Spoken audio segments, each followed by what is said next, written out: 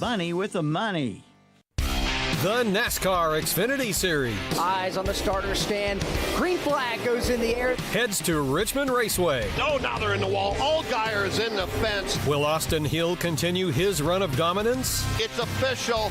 He's going to go back-to-back as a winner at Daytona. Austin Hill is the winner tonight. It's the Toyota Care 250. Saturday afternoon at 12:30 on Carolina Country WCSL, 92.9 FM, 1590 AM, and online at kdcbroadcasting.com.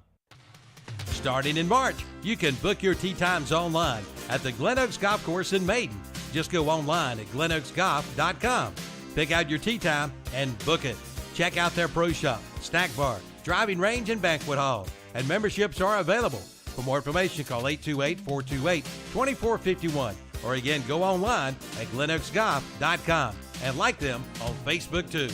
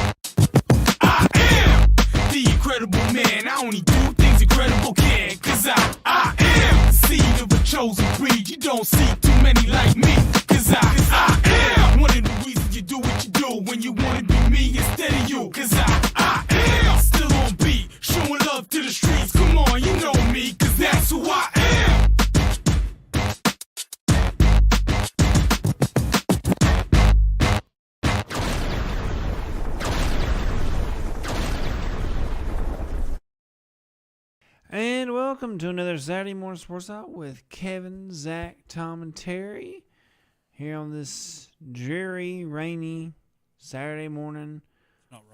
It's not raining. Well, it's supposed to be raining. I mean, granted, when do we really trust the weather? The only time we can really right trust now is when I Shelby Heating and walked in. Air. 704-478-7877. It's 487-7877. Once again, 704-487-7877. Check them out online, shelbyheating.com, for all your heating and air needs. Kevin. Terry, if it's raining in his little room in there, let it rain. Let it rain. I know.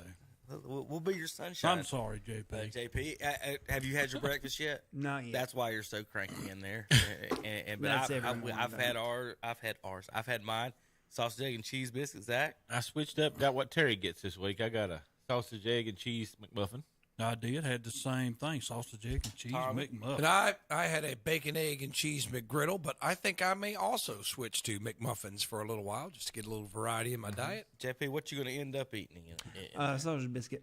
So all that breakfast brought to us by McDonald's here in Cherryville, a local McDonald's owned and operated by Mr. Kuthan and the gang, and you can check them out, breakfast, lunch, and dinner, and make sure they fill us up in the mornings to get us going and for the show here. And we're ready for another Saturday. You ready, JP? Or you just need to get your biscuit in you?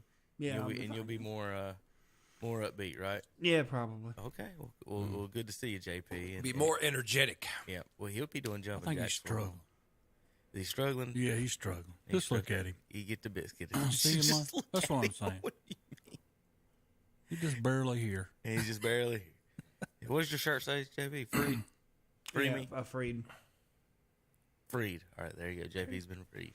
All right, well, good morning, everybody. We're going to start with a little audio. Zach, would you please? Not audio. I'll pull up the video too. Might as well. This is of course, we've had the final four, the the NCAA playoffs I'm going to get it right here in a minute trying to find this button. Tournament time. And, of course, we had some predictions last week. So we're going to start off with a little audio from last week with from last week's show. Transition? Yeah. I mean, computer. I think Not for them. That's not the dream. I'm talking about FAU. No, Kansas State's. I tell you what, Kansas State's playing well. They scored 90-some points the other night. I listened to it on WHS on my way home from the ball game. I like Kansas State in this game. I mean, they've got to. Don't deny their dream too, Kevin. They're supposed to be put out by now. Kansas State averages 76 points a game and gives up 75 points a game.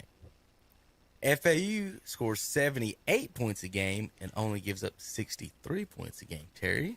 Yeah, that does make a difference. And Noel from Kansas State is just like a different guy. He set the NCAA record for most. He played good. Assists, and then you didn't pick him. In a game. He's a hard guy to deal with. He can take over the game by himself. I don't know whether Florida Atlantic. I mean, don't get me wrong. I hope it's a great game, but I'm going to take Kansas State in a close one. So not taking the better defensive team. Zach? I'm taking Kansas State. Terry was talking about the point guard that got the assist the other day. It was so good that even Muggsy Bogues. Yeah. I don't know if you saw that guy, give him a shout out. No belief, what guys. About the no belief. one towards the end of the game. Gotta When he's believe. looking over at the coach and the guy cuts back door and he slams it backwards. Yeah. The alley-oop. Guys, that was one heck of a play. I'm taking Kansas State. All right. I will go. Y'all went Kansas State. And then, ladies and gentlemen, this next let's go with segment the stars upset Tom scenario. Cinefani. Florida Atlantic on that end. All right. That means over on the other side of the bracket, we'll go to the big dogs of the world, Miami and Texas. Orange and green. Texas burnt choked. orange. Texas choked, man. Zach, Miami who you got? took it to him. They Miami. choked. Terry. I'm also going with Miami. This is that ACC versus Big 12 that they keep saying is the number one conference of all time right now. Just cut this next week. Texas. Don't worry about that, Tom. Texas rolls Miami. Is that what you said, Tom?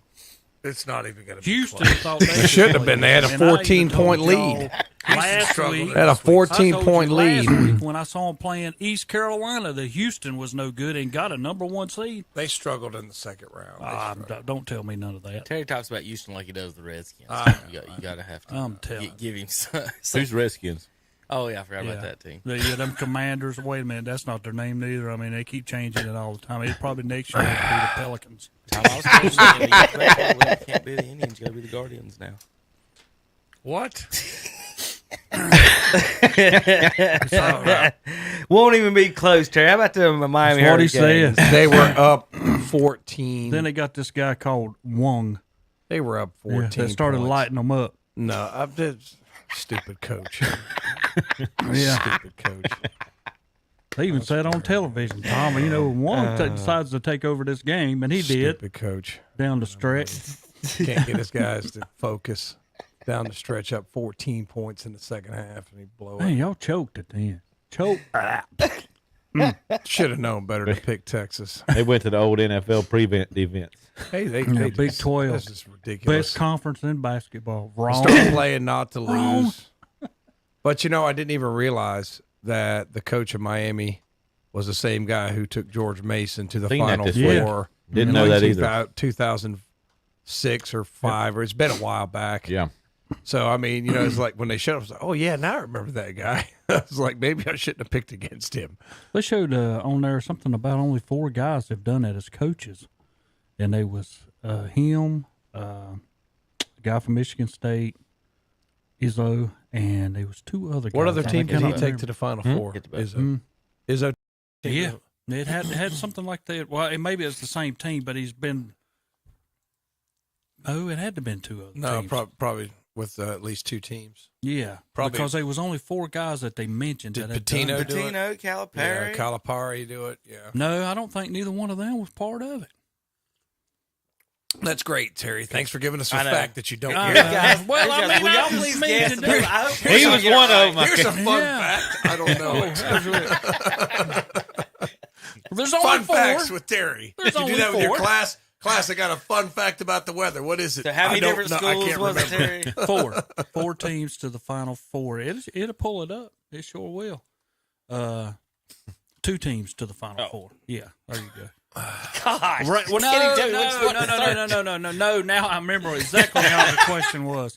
The question was when you're 5th seeded or lower, they've taken so many teams to the Final Four. That's how it was. You sure about that? Yes, that's what it was. Yeah, 5th seeded or lower. There's only 4 guys who's ever did that. And Izzo was one of them, and it was Michigan State that he took twice. Yeah. Yes. Oh, goodness. Thank you, Terry. It only took 20 minutes to get that one fact. I still don't know if we're clear on that. Terry, you know what? Yes. I will say this, Terry. You usually come best prepared with your false information, but usually it's written down. He's got some print. No, usually he's got it printed written out. down in all Here, caps. Tom, I bring facts that he's trying to do behind facts. the principal's back behind at West Lincoln, using the West Lincoln resources for other jobs. So he's usually got all this. Listen to Tom. Every time I send something out, he answers. No. So what's he doing? Wrong. No, he's over there. We don't even want to get him in trouble. We don't want to get him fired. Because he would definitely have some demerits. But usually you do have all your stuff printed out. Where's your stuff today, Terry? I can go out to You're the not truck prepared and for get class today. Yeah. I just got to go to the truck. You know how them kids do it at school? I got to run to the I car gotta to run get to my the notes. truck. I'm Can just I glad run he- to the truck? I'm just glad he didn't dress up this week. Well, I'd already Bring the proved dog. everybody I was He the champion. He spooked the dog last week.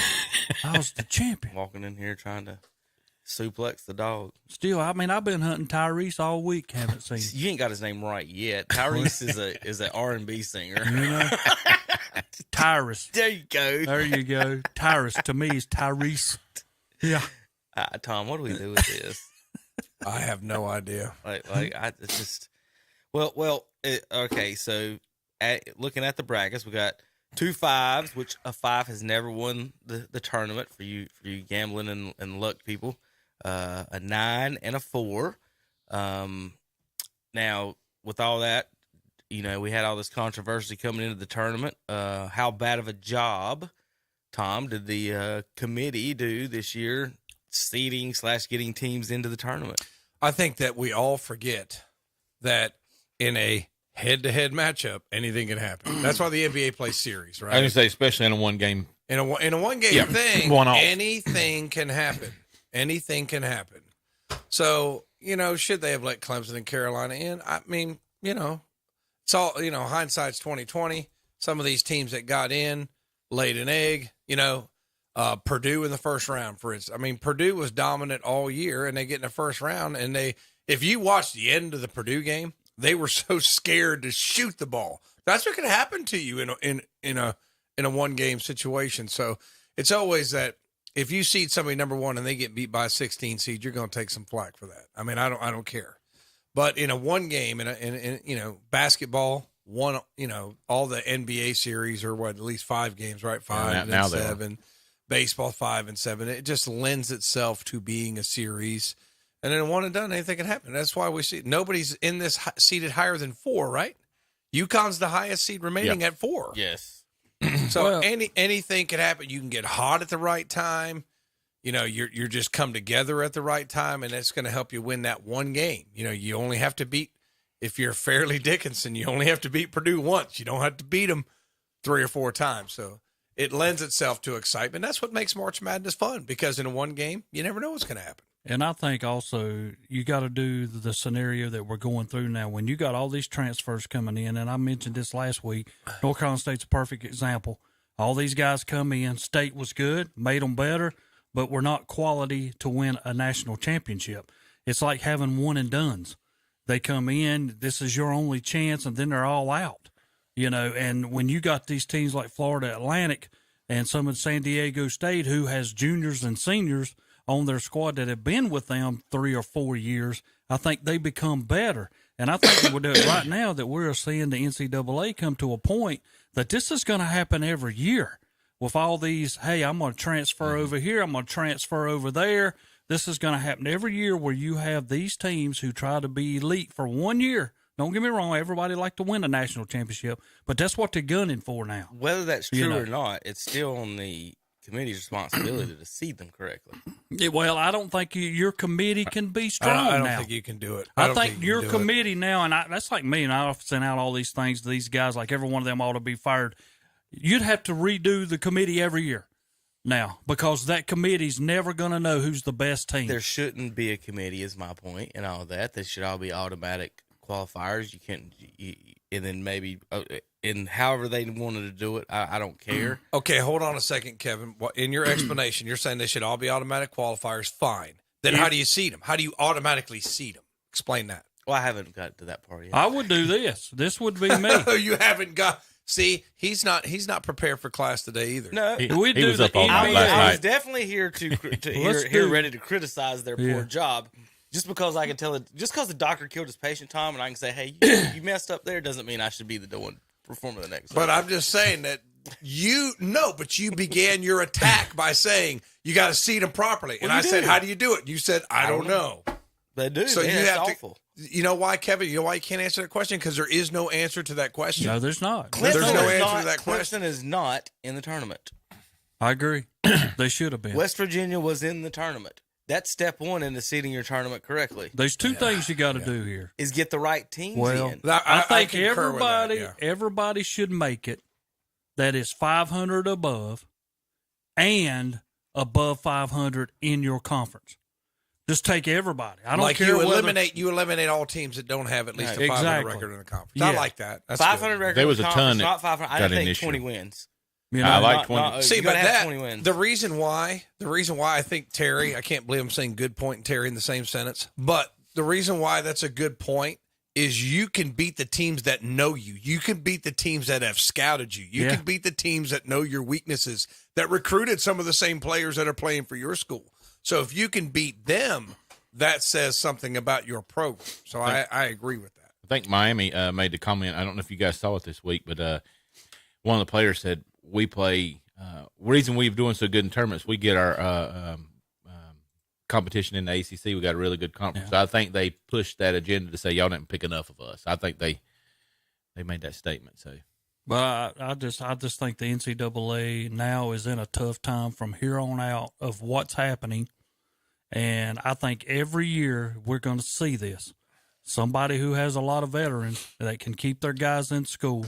It's going to be very tough. And I'm going to sit right here, right now, and like we spoke last week, Baycott, I'm not going to the NBA. I'm going to come back to Carolina because I'm making over $1 million there. This is guaranteed money if I come. Yeah, that's what I'm saying. He's getting but I'm going to come back and play. Why would you not? Why would I go to the NBA and maybe be into the first round, second round pick? But, you know, here's the problem that you have, and that's like state again. We've lost everybody. Yeah. We got the guys that were on the bench coming back. I mean, Smith has decided now he's going to go declare again, but now he can refuse and come back as long as he don't get agent. Yep. He can still do that. But, you know, will he? No, I don't think he's gone. I mean, we already lost Joyner. We lost Burns. I mean, all these guys are done. All of our starters are out of the – I mean, you know, they're off to the NBA or playing in G League or something. I need some richer corrupt politicians in Raleigh, Terry. But don't get – no, I'm going to tell you, no, I think the state's okay. They got the two Parker kids coming. I like both of those guys. Both of the guys can play. But here we are again where Kevin Keats is going to have to go recruit. I mean, for veterans off of somebody else. Transfer portal. Somebody from Iona, somebody from Wingate, somebody So hold from, on. you know. You probably know more than me, but I can't talk to a guy until he enters the portal. Correct. Supposedly. Exactly. That's the way it's supposed to be. That's the way it's supposed to work. I can't talk to you until you have entered the portal. could you imagine Then I can talk to you. what it would have been like with the transfer portal when Steph Curry was playing for Davidson? Yeah. Could you imagine that? Well, he'd have been at Duke. Think he would have? Oh, yeah. Miami Hurricanes were first, Tom, in the ACC and got a 5 seed. So let's start there with seeding them correctly. If Duke is the first in the ACC, They're at least a 2 seed. They're not a 5 seed. No, they're not. And even Duke got they got a lower seed than what they thought they should have. I think Duke got a 4 seed. I'm going to tell you what. This is what makes me so happy. The ACC has proved this committee wrong again. We are the best basketball conference in the United States. But that's the thing. You get the men in the room and they argue this stuff. Same thing happens in football. Well, our conference is better than yours. Our conference is better than yours. All I'm asking is, like Terry just said a minute ago, look at that. Clemson. The 7 teams over 500 are qualified to enter the tournament. is what I'm put them in the pool. Put them in the. I don't. Tom, at this point, they could pull them out of like a lottery for all I care. But as long as they got the teams over 500 and 20 wins. Yeah, and How I'm hard the is first that? one to say Carolina and Clemson should have been. Clemson 23 wins. They went out first round in the NIT, but they had 23 wins. The only thing, again, why I agree with Terry on conference wins and not so much Kevin on the 20 wins, because once you say, okay, 20 wins. Start setting some cupcakes. What is Mike Krzyzewski going to do? Let's go out and schedule. What's Florida Atlantic? You know, to sit at home and play him at home. Tom, what would change his scheduling? Yeah, I know. But Who I'm are we just saying, talking about? Do you I'm want just me to pull up Duke's schedule and Yeah, go ahead and see I'm who's saying- What I Yeah. would do here is Tom, go find real quick. Florida Atlantic and check their schedule of who they play all year long. Yeah. All right, we'll look at Duke, Jacksonville, South Carolina, upstate. Tom, that was a tough one. Delaware, Bellarmine, and then they played the Big Ten Challenge there. Maryland Eastern Shore. That's what I said. So they're going to do that anyway. My point of it is, let's go back to the standings. Hey, real they quick. played Oral Roberts. There you go. Whoever that guy is. He's a preacher, wasn't he? I thought it was an all-girls school. Oh. All right, let's go through the conferences real quick. A10 over 500. Terry, does anybody got a piece of paper to do some math on? Here, somebody count the teams. What are we looking at? This is mine and Terry's little quick theory here of some of these. But I will go through the power conferences first. Atlantic Coast Conference, you got 7 teams, 20 wins, and 500. So write down 7. Big 12, 4 teams over 500 with 20 wins. Think of that. And they gave them 7. So write 7 and 4 down. Over in we'll do the Big East. They've got 5 teams over 500 with 20 wins. Big Sky, 4. Two teams over 500 with 20 wins. UNC Asheville had a good year, huh? Yeah. We'll come back to the little small ones There's in a your minute. Big Ten. The Big Ten, how many they get? They would have got a good many. Well, Iowa would be out. 1, 2, 3, 4, 5, 6 teams for the Big Ten. 20 wins and over 500. I don't hear Terry agree with you on the 20 I'm wins. I'm not going with the 20 wins. Just wait. Well, who would you want in there that didn't get 20 wins and over 500? Like everyone that's getting them, I'm just saying they're qualified. You want to put everybody. Well, in. I'm looking at I their want you at least get 20 non-conference. I wins. can be like we were talking about a minute ago, a Maryland Eastern Shore and play nobody and have 25, 30 wins, and I'm going to outdo a Iowa who has 19 wins, but Iowa's non-conference might have been a whole lot stiffer just than what showed you Maryland Duke's Eastern Shore non-conference. is. Oh my goodness. Anyway, if you can't, change a different conference if you can't compete in your own.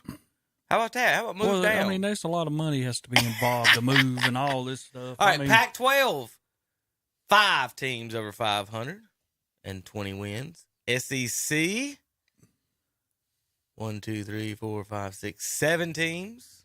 That's 9 below 20 wins, ain't it? Oh, some of them's got below 500, so they're out. Yep. Yeah. In conference. Yep. That's why I want both of them. Get them out of there. How many teams you got over Zach right now? And we went through the power conferences. 36. So there's 36. So you still got 34 teams. Now we can go through the little ones and add all them up if we want to. So I got plenty of room there. So 32 more teams? All right, so we'll just go through everybody just to see what in general what it is. How about 4 from the AS from them? Just write the numbers down, Zach. 2. The American has 4. The A10 has 6. The Big Sky with 2. The Big South 3. Big West 5. There's Terry's conference he don't like. 1, 2, 3, 4. Was that 5 or 4? No, there's Both. your conference. Both. Conference I already did USA. conference. I already Okay. did conference USA. 4. Again? Yep. 2. Mm-hmm. 2. 4. 2. 5. 6. 1. 1. Morehead State. 1, Yeah, Morehead State beat Clemson in first round NIT. There you go. 3, I've actually been to Morehead State. Yeah. 2, I mean, that's the town that time. 1.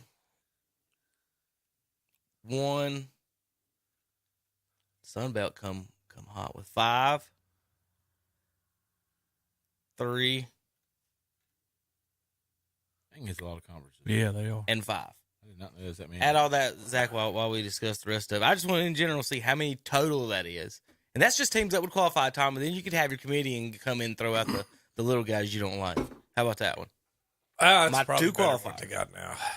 Exactly. I ain't saying it's the perfect. It's better than these jackwagons leaving Clemson out. Well, all one thing I'm saying, if you do it that way, like 108. So now you get 40 people to disappoint, Tom. Yeah. Surely You- the Utah 109th Valley. team is not going to be mad about that system. This is what I like. The University of Texas, Rio Grande Valley Vaqueros.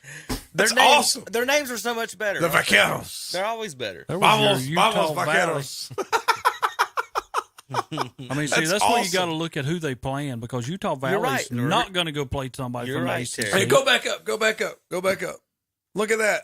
The St. Thomas, Minnesota Tommies. That's my new favorite team right there. South Dakota The State. But they only had South Dakota 19, State Tom. They Jackrabbits. forgot. Is They that didn't where get an Christy Gomes extra from, win. too? Oh, my Western God. Illinois Leathernecks. They would be left there's a out. bunch The of St. Thomas, Minnesota Tommies. No, there's a bunch of Love it. there's a bunch of football fans in Washington that need to go through some of these college teams and high school teams as well too, to get rid of them. I'm going to as well. order one of those shirts off eBay. I'm getting one of those. All right, so we'll pick the games real quick. We got to get a break and get out of here. College basketball. All right, so over in the Final Four, we've got San Diego State and FAU, Miami, and UConn. Will start San Diego State and Florida Atlantic. Zachary? I'm not picking against FAU this week with their 3 losses for the year. I'm going with FAU. Okay, I'll be next. Terry? It's kind of hard. I like San Diego's defense. I think that'll make a difference in this game. FAU, good, but San Diego does bring some defense to the table. So I'm going to take San Diego State to move on. Didn't Cortez conquer the Aztecs? I wonder if they get, I'm going on one of these long things, and Kevin's going to get mad at me. San Diego State. Hey, I'm not getting mad at you. I just know I like you go before me, so I know who to pick. San Diego State. This time the Aztecs don't get conquered. I was leaning towards Tony Gwynn's son. You can't pick against him. But He's been all over Instagram with his basketball here lately. Yeah, he's been all over it. People forget he played basketball. He stole 319 bases. He didn't steal them late in his career. I'll tell you, he stole them early in his career. He didn't steal them late in the career. After stalling Twinkies. this is This a slightly better defense than Florida Atlantic's used to. But I think Florida Atlantic may have played better competition. I'm going with the upset. I want whoever wins this game to win the championship. I don't know Yeah, how I y'all do too. Do y'all? Well, I'm anybody- picking Miami. Is for that how the overall, world? But I'd like to see that. That's that what's what going to everybody's happen. gonna pull Well, for? unless it's Miami. Then I'm pulling for ACC. Me too. What? They'll pull for their conference is Yeah. what they're telling you, Kevin. Going for the What conference. don't you understand Unless it's about Miami. that? What don't you understand about that? Don't you know the ACC basketball is hanging their hat on Miami. Yep. They already made They've the- already Give won. me a break. already No, made the they've already Final won. Four. Y'all got Duke, Right. Carolina, Wake Forest, NC State, and we're hanging our hat on Miami. They won the Tom, conference. ACC's already proven that. Miami's a basketball school, Tom. How the women do? I don't know. Yeah, they were there at the end, too. All right. Well, I'm going to go Florida Atlantic. Just might as well to win this one. We got to pick the championship too, so we'll get to that in a second. Yeah, so, that's right. We do. Yeah. Since we're not going to be Monday. here, so let's sit real quick. Terry Reinhardt, Tom Sinafani, both go. Everybody go San Diego State, but me. Correct. Yeah. Uh-oh. Y'all not feel bad about that? Because Nope. last week No, I went with Florida Atlantic. Zach went Florida Atlantic too. Good. I'm not picking a team from Florida. So last week I went 4-0. Terry went 2-2. Zach went 1-3, and Tom went 0-4. So I'm gonna keep my whatever Tom doesn't do streak alive here. So he went San Diego State. But we Wasn't- bet on the defense. And Wasn't a San joke, Diego Tom. It's State just brings the statistics defense. lean that way. Can we pick the other if I game? was in Cherokee, they would be betting with me Can we right pick now. the other game, Terry, sir? in the other game, I'll let you start. Okay. Does the ACC conquer the Big Ten and represent? And Terry gets to hang his Miami flag next to it, up in Reynolds Coliseum. Well, I'm going to tell you, I pull for the ACC now. I used to not. I mean, I'm going to be honest. When I was younger, I would not pull for Carolina no matter who they was going to play. But I do now, and my whole decision is based on how everybody else degrades the ACC. I'm sorry. It's like the SEC in football. They always going to say they're number one every year. Well, you know what? I'm tired of hearing them say the ACC is not number one. They are. They've proven it every year. All these teams, they gave all this 8 to the Big 10, 8 to the SEC, 7 to the Big 12, and none of them have nobody here to even think about winning anything. But anyway, Miami will beat UConn on account of their guard play. Miami's guards are better. UConn can rebound. That's where Miami might have a hard time. You got to be able to rebound. But I think the guard play for Miami wins this game. Zachary. I'm going to go with Miami. I think they're going to have a tough time. UConn's played well in the tournament, but I'm going with Miami because I want ACC to win. Tommy. UConn. I think that this time when UConn gets the lead, they're not going to let up like stupid Texas did. That they're going to keep their foot on the gas and crush Miami. They both score 79 points a game. UConn's defense gives up 11 less points a game. Whether that's Big East or ACC play there. Let me write those down again. So, Zach, you went who? Miami. And Terry went who? Miami. And Tom went UConn? Big. Oh, I'm definitely going Miami.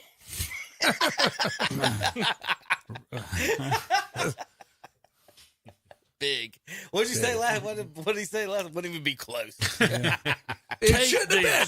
Texas had a 14-point lead in the second half, right? 13, 14 points. They had a big lead in the second half. I was right. I was enjoying it, and I quit watching the thing. I was listening.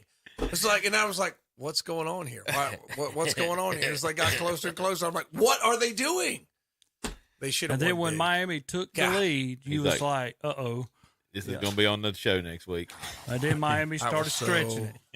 No, but my brother in a totally legal pool had Texas as his winner. So he had Texas winning the whole thing. And unfortunately for him, they choked. Well, Zach, you got Florida Atlantic and Miami, as do I. Who are you picking for the championship? Miami. Zach goes with Miami. The 7th floor crew gets their revenge. Terry, you had San Diego State and Miami. Who will you be going with? I did Miami. Miami Jim to win by Larinaga 3. with another one. By 3. Tom Senafani has San Diego State and UConn. Tommy, who's the champion? San Diego State. And I had FAU and Miami of Zach. FAU continues to stream, and we will one day hear from one of those FAU players in the NBA at some point. If you go by what's happening in college basketball, the CBI champions were for Charlotte. The NIT champions was North Texas.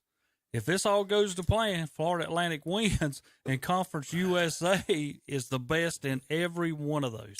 All of them out of the same conference. Saw Anna Saturday after the show. She said she did celebrate it. Her dad is just not a good fan anymore, Terry.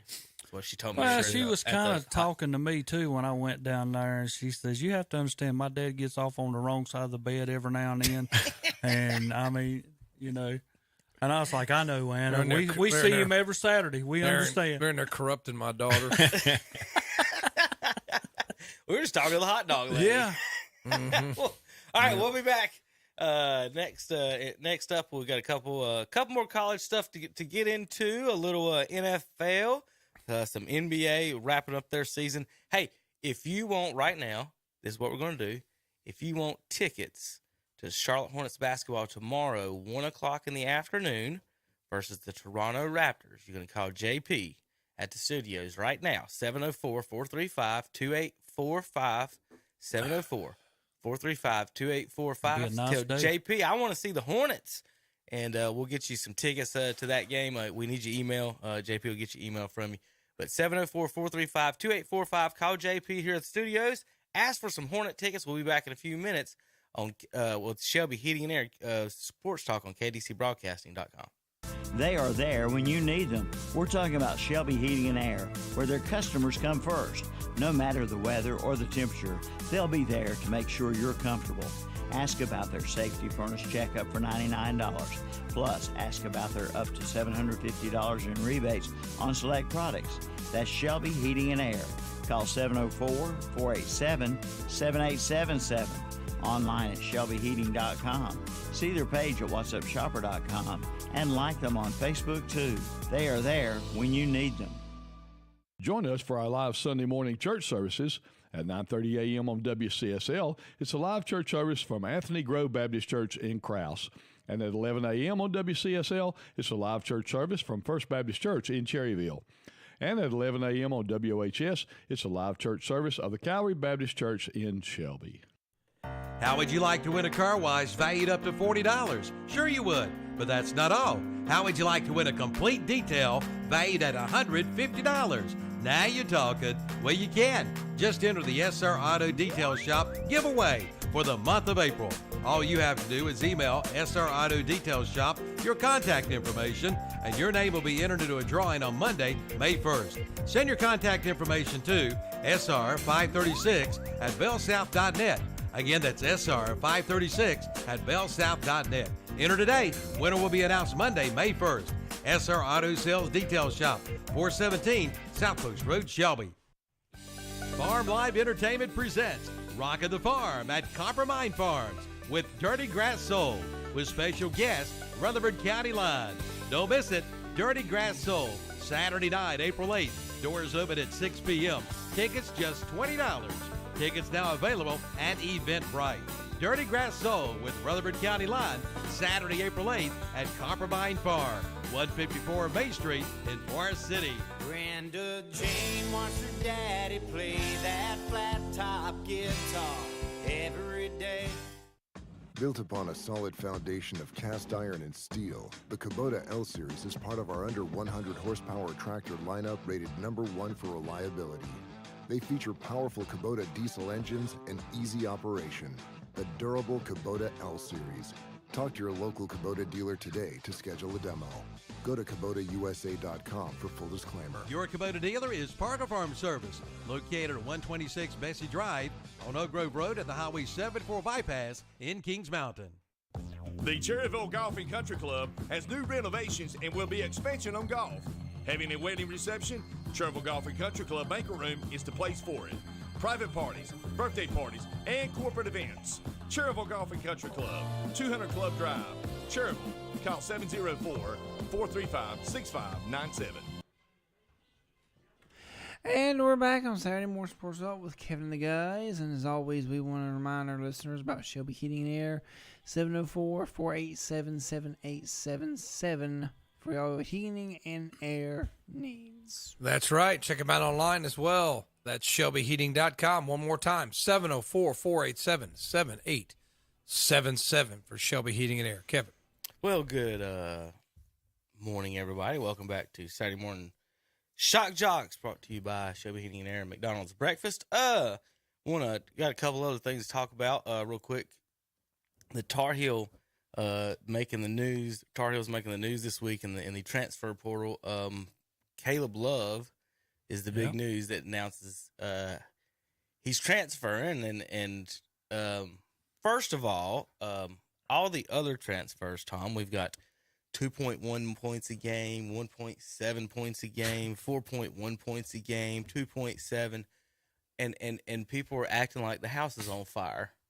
Like they barely average more than everybody in this room. Yeah. So none of these people that didn't average more than 5 points a game, it's transferring. Who cares? We'll let them go wherever they're going to get to play at. You obviously weren't quality enough to play at North Carolina. Now, as far as Caleb Love goes, the Tar Heel fans should be ashamed of themselves. He should not be leaving. Why do they hate him, Terry? Because he shot 3% less than he did last year from three? Well, he shoots, man. He's not scared of any shot out there. So what? But now he's the one that can put a dagger in them too. Because when they play good, who knocked Coach K? Who in well, Coach K's career? It was Love. Is that? Can you tell the story of North Carolina and Duke without Caleb Love? No, you cannot. So would you have want to run off one of your players that did that? I just think it's inner in the locker room stuff that made him leave? Well, now, it's funny. I asked my compatriot down the hall the other day. You already know my what I think.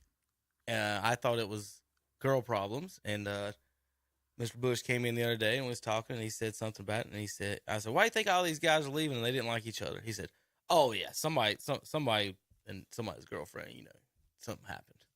That's the first thing he said. So we both, that's where our radar points to that. Whether that's true or not, I don't care. But the North Carolina fans run Caleb Love out of town. It is embarrassing and shameful. You won't, Tom, they're losing their minds that 1.8 points traded. Justin McCoy, whoever this is, 1.7 points. Tyler Nickel, 2.1s. These guys are gone, Tommy. Poor guys. How about 16.7 and killed Coach K? Let's run him out of town. Well, do you not think, though? I mean, I'm not a Carolina fan, but I hear Carolina fans who don't like him. Why? Because he shoots too much. That's me. So? You want him to transfer? I mean, you want him to leave? It's like Zach. I mean, I would be the same way. Why would you want a guy who shoots too much? He's the leading scorer on the team. You're asking. You should be if you shoot. That is true. You're asking the leading scorer on the team always shoots the most. You're asking fans to be rational, guys. You're asking fans to be rational. Fans are not rational. Attend any sporting event in North Carolina. You will see they are not rational. They're just irrational. Why would you run off your leading scorer? We beat Coach K in the Final Four. We live and die by Caleb Love. That's how a lot of them tell me. Okay. And we died this year. You won 20 games. He cost us. How'd he cost you? Because if you go look at his percentages, he probably was not that great. So yeah, but you haven't looked at his percentages. I'm looking at him. I know. That's what I'm saying. I haven't. But that's what I'm saying. Okay. I just got a feeling it was. No, here's the guys they wanted to put in. You were telling to talk percentages. Puff Johnson, 28%. DeMarco Dunn, 32%. Tyler Nickel, 22%. He's transferring. Goodbye. Seth Trimble, 16%. Goodbye. 33%. McCoy, goodbye. There you go. Dontrell Styles, 30. Who are they supposed to put in? These are your guys who never got playing time on account of you left Caleb Love in. When the game was on the line, Trimble was out there. And at Wait a minute, time out. Are you telling me that you should take out the leading scorer to put in guys that are averaging 1 point a game? Is that what you just said? No, that's not what I'm saying. Why would you put them in if they don't earn it in practice? Start of the year, Trimble and them got to play a lot. And towards the end of the year, Coach Hubert Davis. Yes, the coach. Started doing what he always does. I'm going to succeed with 7 people. Okay. Then why do you have all them other guys at the start of the season? Trimble played a lot. Terry, he was in the game a lot. You let people try early. When you see they suck, you don't play them anymore. And that's how come all of them left. Is that not how it works, Tom? You've been a coach. Yeah. Early season, everybody gets to play. Trimble was not that bad of a player. Why isn't that senior getting to play? Wait a minute. You said Trimble wasn't that bad of a player. No, he was not that bad of a player. Terry averaged 1.8 points a game. He never got a chance. He's your point guard. Hold on. He's not a Caleb Love. He played 10 minutes a game and averaged 1.8 points a game. So if we got him the 35 that Caleb got, he would have got a grand total of 7 points a game. And you wanted us to take Caleb Love out, and put in captain 7 points a game. Yeah, that's what I'd do. I'd keep Caleb Love. What was he, a junior? I have no idea. He averaged 17 points a game. Okay. Well, now you don't have him. Right. And then guess what? Now you've lost Trimble, so you ain't got nobody else to stick in. So are they going to make tournament next year without Caleb Love? Probably. Zach even says that. We got with who? We got Davis back. We got Love back. And we got some good guys coming in. All right. You just said we got Love back? No, we got Baycott. Okay. I might have said Love. I was thinking Baycott back. I'm sorry. That's probably the reason Baycott's coming back when Love decides I'm out of here. Because I'll get the ball a few times a game now? Yeah, because that's what happened in the game. I mean, when all of a sudden they got beat and Baycott he said had about something to say. They wouldn't give him the ball. Yeah, and then the very next game, this guy, your leading player on your team, your all-NBA player, which Caleb Love is not. Caleb Love is no better than Taquan Smith from State.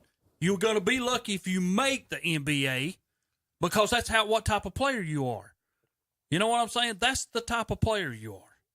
So Baycott decides to come back, which is your best player. And he will be the leader off of that team because next year when the game is on the line, he's going to take more than 6 shots. I think R.J. Davis will play better, too, without Love. He will. I don't think they had any chemistry. I think they had some issues. But, okay, even though that apparently y'all don't like what about Caleb Love? He'll go 0 for 10 in a game. Okay. Here's your difference. They are scorers in a game, and we all know that. And they're shooters. And your guy is a shooter. So he's going to shoot no matter where he's at. I just want to get this straight. Let me get this straight. The leading scorer on your team, who knocked Coach K out, gave you one of the most memorable moments in the history of North Carolina. You want him to leave because his 3-point percentage is down 3 points this year. Okay, I'm we sorry. We but hate this guy, they hate him because his 3-point percentage is 3 points less than we last keep year. talking about Caleb Love. What did he do? Okay, what did he do? So he performed in like 4 or 5 games. Oh, he's the leading scorer, Tom. Terry, how can you only perform in 4 or 5 games and you're the leading scorer? Kevin, if I'm shooting all the time, I'm going to be the leading scorer. No, Terry. Yes. No. Yes, promise you. I promise you. Who should have been shooting more than Caleb Love? Name me the name. Baycott. Period. They both shot. Let's see, attempts per game. Let's see if I can find that one. Baycott definitely should have been. The offense should have went through him. Okay, but I'm glad you said that. Baycott should have never had a game that he only shot 6 times. Name me another college team that doesn't shoot threes now more than gives it to the power forward. No, you're right. I agree with that. I agree 100% with what you just said. So what's Baycott supposed to do? You're saying we should run the offense through him, so every other college team doesn't run the offense to the power forward, but Carolina should. Why? Because Baycott makes him better if he's touching the ball. Okay, so if Baycott should shoot more, name me the next guy that should shoot more than Caleb Love. Leaky Black. Probably the most overall fundamental player on the team. Leaky Black shot 32% this year. Caleb Love shot 30. So out of 100 shots, he would have made 2 more. So I hate Caleb Love so much, he needs to transfer because at 100 shots, this guy named Leaky, who averages 9 points less a game, but he does play defense. Love does not play defense. There's a difference here. I just don't get it. How you hate the guy. How he Black have also to transfer. grabs more That's the difference rebounds. between saying, you're talking a lot here. You're talking him compared to what Black does. Leaky Black's a power forward, Terry. I'm sorry. What does that got to do with Caleb Love? How many assists did Love have? 2? 2.8. See, that's terrible. How many do you think the point guard had? Probably 4. 3.2. That's what I was saying. So they all should transfer.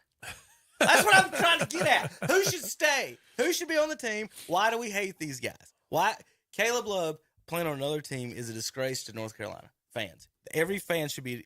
Just because you don't want him to shoot more, you shouldn't hate the guy. Where's he going? Do you know? They hadn't announced Indiana, yet. probably. He hadn't announced it yet. But. Is that where he's from? Yes. Okay. There's pictures all over there. Why would Carolina fans continue to say, we live and die by love? That might be true. Terry, you know why? Because here's why. Because a guy named Pete Nett sucks at basketball. A guy named Leaky Black sucks at basketball. No, he does A guy named Puff Johnson sucks at basketball. DeMarco Dunn, Jalen Washington, Tyler That's how Nickel, come y'all can't stand Seth Green, Trimble, because he does everything else. Seth Trimble, Justin McCoy, Dontre Styles. We're talking about overall basketball player. Every single one of these guys sucks at basketball. That's why I would didn't take win. Leaky Black over Caleb Love any day that you walked in this room.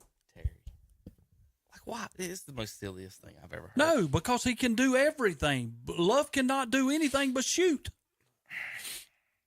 So he should leave. So he should leave. That's what I guess y'all ain't gonna. You're never gonna get to the point of where I'm saying is that like, well, in the days of Terry, the days of you wanting every person on the team to stay for 4 years, now we're running them off because we're shooting 4% less than we did last year. I'm sorry his feelings got hurt. That's what's happened. If you were the player that you think you are, you're not leaving. No, this is my team. No, what am I doing? No, I'm getting out of here, man. None of this going my way. There's people like you and Zach that hate him. Because he shot 3% less than last No, year. my feelings got hurt. Y'all's That's all it feelings is. are hurt. That's whose feelings are No, hurt. his feelings are hurt, or he'd stay. So should he stay or leave? You just spent me 10 minutes telling I'm me he should playing leave. for North Carolina. Should he stay or leave, Terry? Should he? I'm asking if you. I am the player that I say that I am, I'm staying. It's that simple. It's no if and buts. Michael Jordan would look at you and laugh. Michael Jordan would look at you and laugh. He'd go, "Nah, this is my team. I'm staying."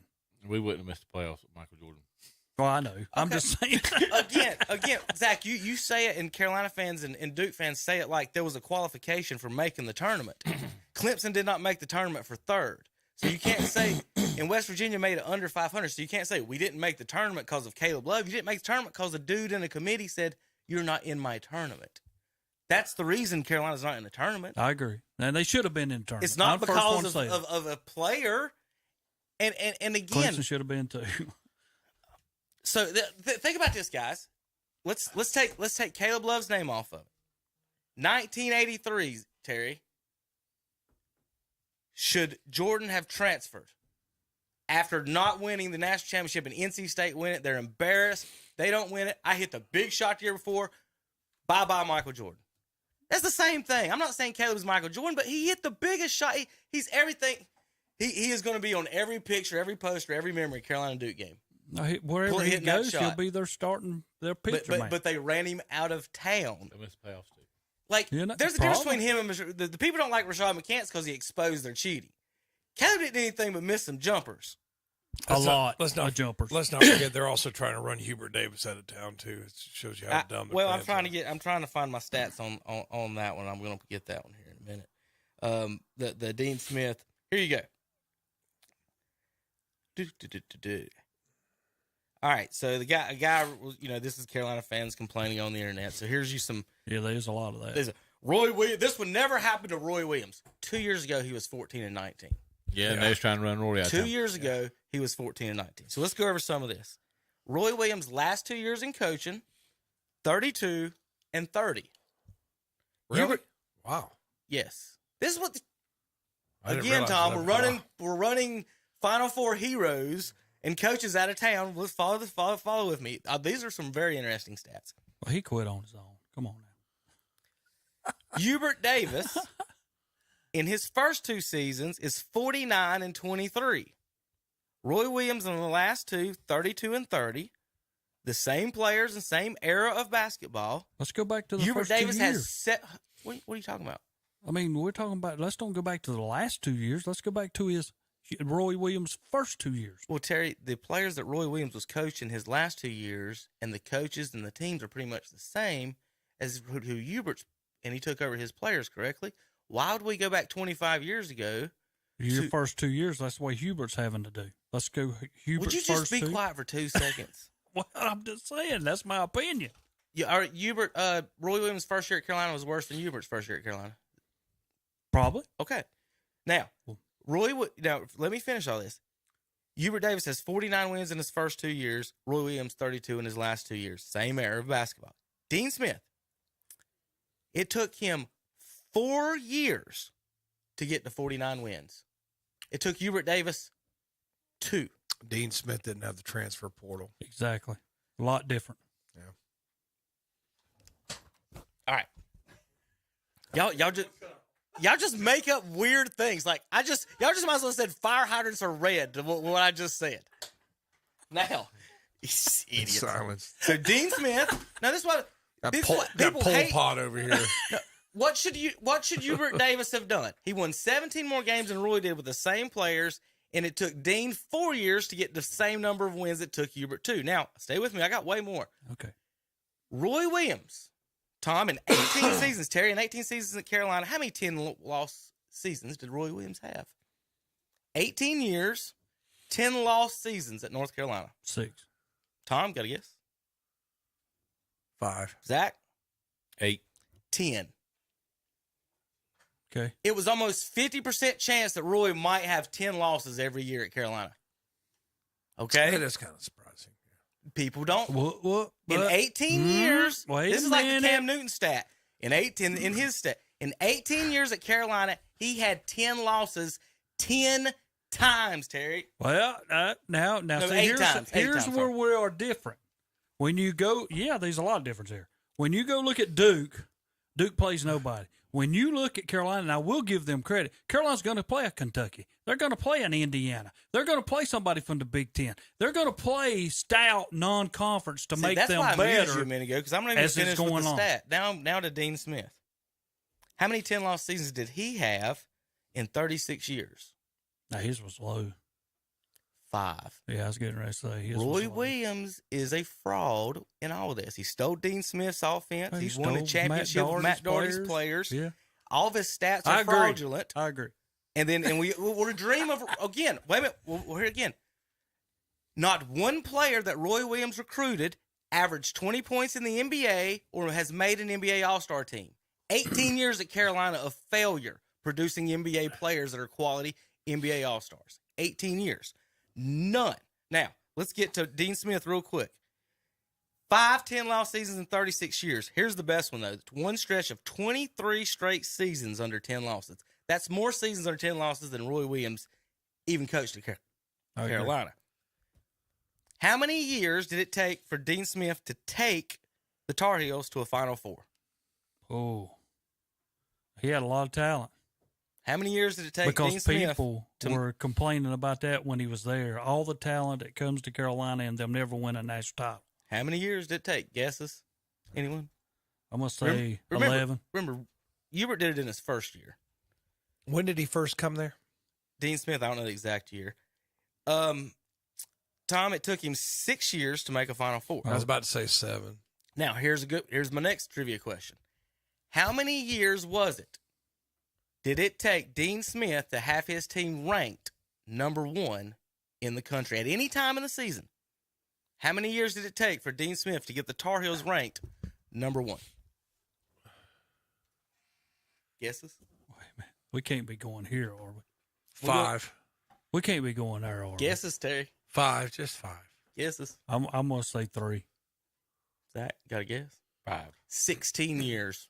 16 years. But wait a minute. No, wait a minute. You can't go Dean there. Smith took 16 years. My point is, Terry, would Tar Heel fans allow Hubert Davis to go 16 years without being ranked number 1? He was ranked number 1. He made it to the Final Four. It took Dean Smith 6. No, here's the even better, Terry.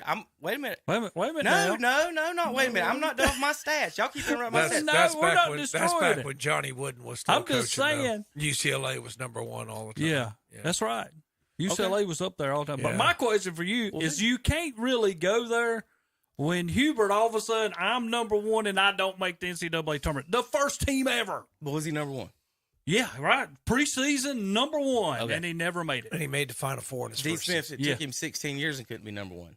Now, I'm not done with Dean Smith and Roy here. Y'all keep making up weird fire hydrants. I'm not. I'm telling the truth. Well, I am too. What I'm saying is everyone's hating on Hubert, and he's been wildly successful compared to Dean and Roy. All right, Dean Smith, 16 years being ranked number 1. Only one time in the 20 seasons before Michael Jordan stepped foot, only 1 week in the 20 seasons before Michael Jordan stepped foot on Chapel Hill, were the Tar Heels ever ranked number 1 in the nation. So after that 16th year, he went 4 more years without being ranked number 1. So only once in his first 20 years was Dean Smith ranked number 1 in the country. And then Michael Jordan stepped foot in Chapel Hill. Now listen to this. After Jordan steps foot in Chapel Hill, Dean Smith's teams are ranked number 1 rankings in 9 of the next 14 seasons. Should have been.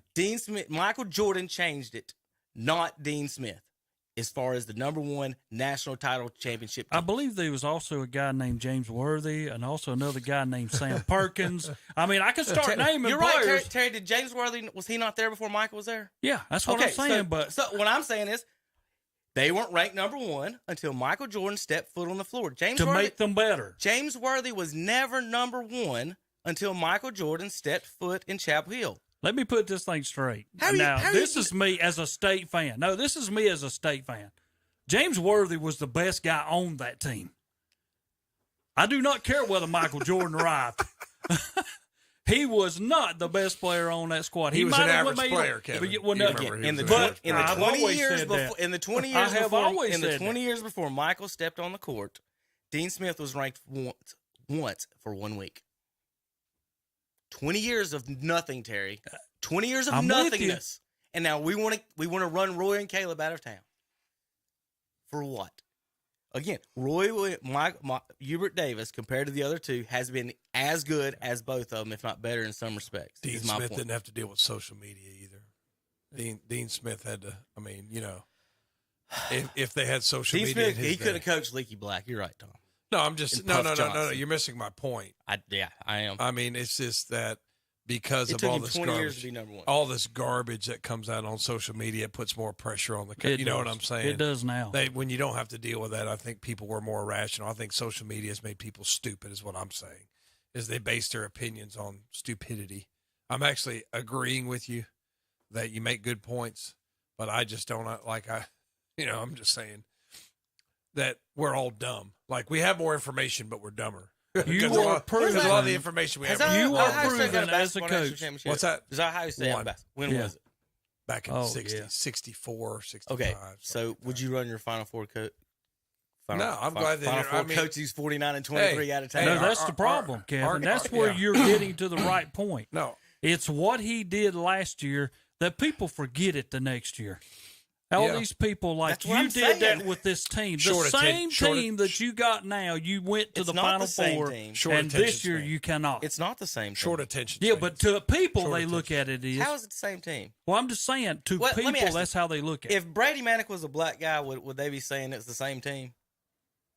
Everybody forgets big white 3-point thunder over there, Teen Wolf. Yeah. Why is it called the same team? Why is it? It's not the same team. Yeah. It's not even close. And he did make them better. 15 points a game. Yeah, he made them better. Yeah. No, again, kind of hard to guard him. Nobody ever brings him up, but they bring up wait a minute. the guy that's averaging. Terry wants to put in 1.8 points a game over. No, I'm trying to get back now. But if he was the greatest ever, where's he at now? Nobody said he's the greatest ever. He was a good college player, Terry. There you go. There you go. But like Michael he Jordan was average. Well, shut up. God, you're so stupid. You're so stupid, man. It's a 2-time college player of the year, man. Why are we talking?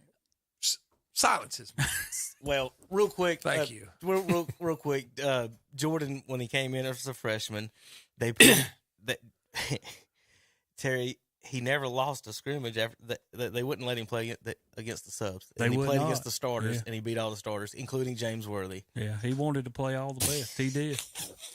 I don't care. To me, though, on that team, see, now here's where we get. My theory of basketball and your theory is totally different. I want a guy who can do everything. James Worthy could do everything. What can Michael Jordan not do? Well, that's what I'm saying, but you're talking about his first year there. Yeah, Michael Jordan come in. He made the whole team better. Bobby Knight said, before Michael Jordan ever stepped a foot on the basketball court, he's the greatest basketball player I've ever seen. Bobby Knight said that. David Thompson's the best college basketball player we've ever seen.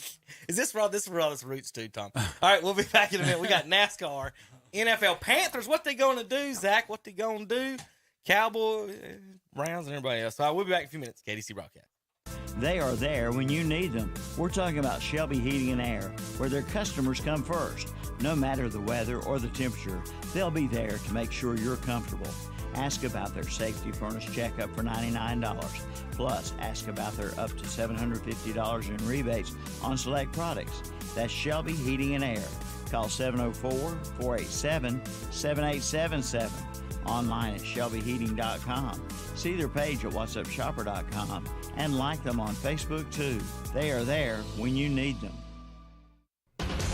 The NASCAR Cup Series. Kyle Larson on the hammer. He'll lead the field to the green flag. Spring stretch of short tracks begins. Oh, trouble right here in the dog leg. Harrison Burton goes for a spin. Caution is on the speedway. At Richmond Raceway. Here they come up off turn 4. Checkered flag is in the air, and William Byron is going to win. It's the Toyota Owners 400. Sunday afternoon at 2:30 on Carolina Country WCSL.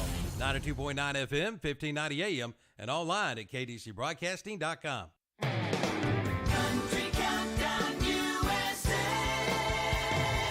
I'm Lon Helton, inviting you to join me as I count down the week's top 30 with my co-host Dylan Scott, who was just in Mexico with Luke Bryan. It was exactly how I expected it. If you've seen pictures or videos of Crash My Playa, that's what it is the whole time. It's a party. It was a good time. That's Dylan Scott this week on Country Countdown USA. Wednesday afternoons at 1 o'clock on WCSL, 92.9 FM, 1590 AM, and on the World Wide Web at ktcbroadcasting.com. It's a madness of savings at Classic Volkswagen in Gastonia. Just listen to these deals. Brand new 2023 Volkswagen Atlas, now $2,500 off. The new 2023 Volkswagen Jetta, $2,000 off. And now get 4.9% APR financing for 72 months on the new 2023 Volkswagen Crossport and Arteon. And also lease the new Volkswagen ID4 and get $7,500 discount. Or lease a new Volkswagen Tiguan for $359 a month plus deposit and down payment. Yes, it's a madness of savings at Classic Volkswagen of Gastonia, 4417 Wilkinson Boulevard. Online at classicvwgastonia.com. Will Fowler of Cherryville High School is this month's McDonald's Scholar Athlete of the Month. He is the son of Jody and Sarah Fowler and is a senior at Cherryville High School with a 4.5 grade point average. Will is the catcher for the Cherryville Lineman baseball team. His AP advanced courses include environmental science, English, U.S. history, art appreciation, general psychology into sociology, English 12, introduction to business, music appreciation, world civilization, and principles of management. He's a member of the PEP Club, Interact Club, Bible Club, FCA, Homecoming Escort, Junior Marshal, and National Honor Society. Will is a member of the First United Methodist Church in Cherryville and serves as an acolyte and crucifer. His community activities include being a volunteer for the One Body, One Mission School Supply Drive, volunteer for St. John's Lutheran Church Food Pantry Ministry, and a volunteer for the City of Cherryville Main Street Beautification. After graduation, Will plans to attend college and major in construction management. The McDonald's KTC Broadcasting WhatsAppShopper.com Scholar Athlete Award is to recognize a student not only for accomplishments in athletics, but also for overall accomplishments in the classroom and for overall school and community citizenship. Farm Live Entertainment presents Rock of the Farm at Copper Mine Farms with Dirty Grass Soul with special guest Rutherford County Line. Don't miss it, Dirty Grass Soul, Saturday night, April 8th. Doors open at 6 p.m. Tickets just $20. Tickets now available at Eventbrite. Dirty Grass Soul with Rutherford County Line, Saturday, April 8th at Copper Mine Farm, 154 Main Street in Forest City. Brenda Jane watched her daddy play that flat top guitar every day. And we're back on Saturday More Sports Talk with Kevin and the gang. We want to remind our listeners about Shelby Heating and Air. 704-487-7877. We're going to need it today because I think today is going to be hot considering it was 65 Douglas when I drove here this morning. So, All right, one more time, 704-487-7877. Check them out online, shelbyheating.com. Kevin. Good morning, everybody. NASCAR time in Virginia, Richmond. Oh, where was we at last week? Coda. Yeah, that's that old dumb old road course. Dumb old road course. Now I do want to talk a little bit about that, Terry. Let's don't. And we've discussed in. Can I? Yeah, I'm glad we are going to do that. Keep on going. Okay, I got a lot to say. You just didn't want to say nothing. Now Now I you got a want lot to say. Now I have a lot to say. Well, we're skipping this segment. His old timers working overtime today. Yeah, that's what I'm saying. It just thought of system. All right, they were at Coda last week. Real quick, I want to show this. Found this in my got this sitting on my desk here. This is the old Charlotte Motor Speedway tickets for the Miller High Life 500 1983. Now on the ticket, it shows a picture of 1982 winner, Handsome Harry Gant. So that's not the winner of that race, obviously, because you can't put his picture on the front. So who won the race?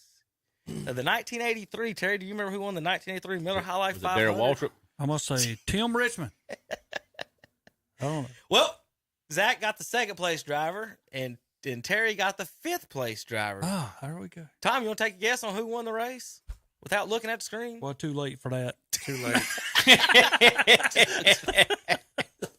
Richard Petty won the race, so Uncle James got to see the DW was second. Got to see Petty win, Darryl Waltrip, Benny Parsons third, Terry Labonte fourth, and Tim Richmond fifth. There's Zach. mean, Terry Dale Earnhardt 14th. Kyle Petty 18th. There you go, Kyle Smile. Myers Morgan Shepherd 25th. I didn't think Kyle was racing that early. I did. I thought he was late 80s, but They let a Canadian in the race. There's Neil Bonnet. I mean, it's funny to look at these, is it not, guys? There's Harry Gant. He didn't do too well.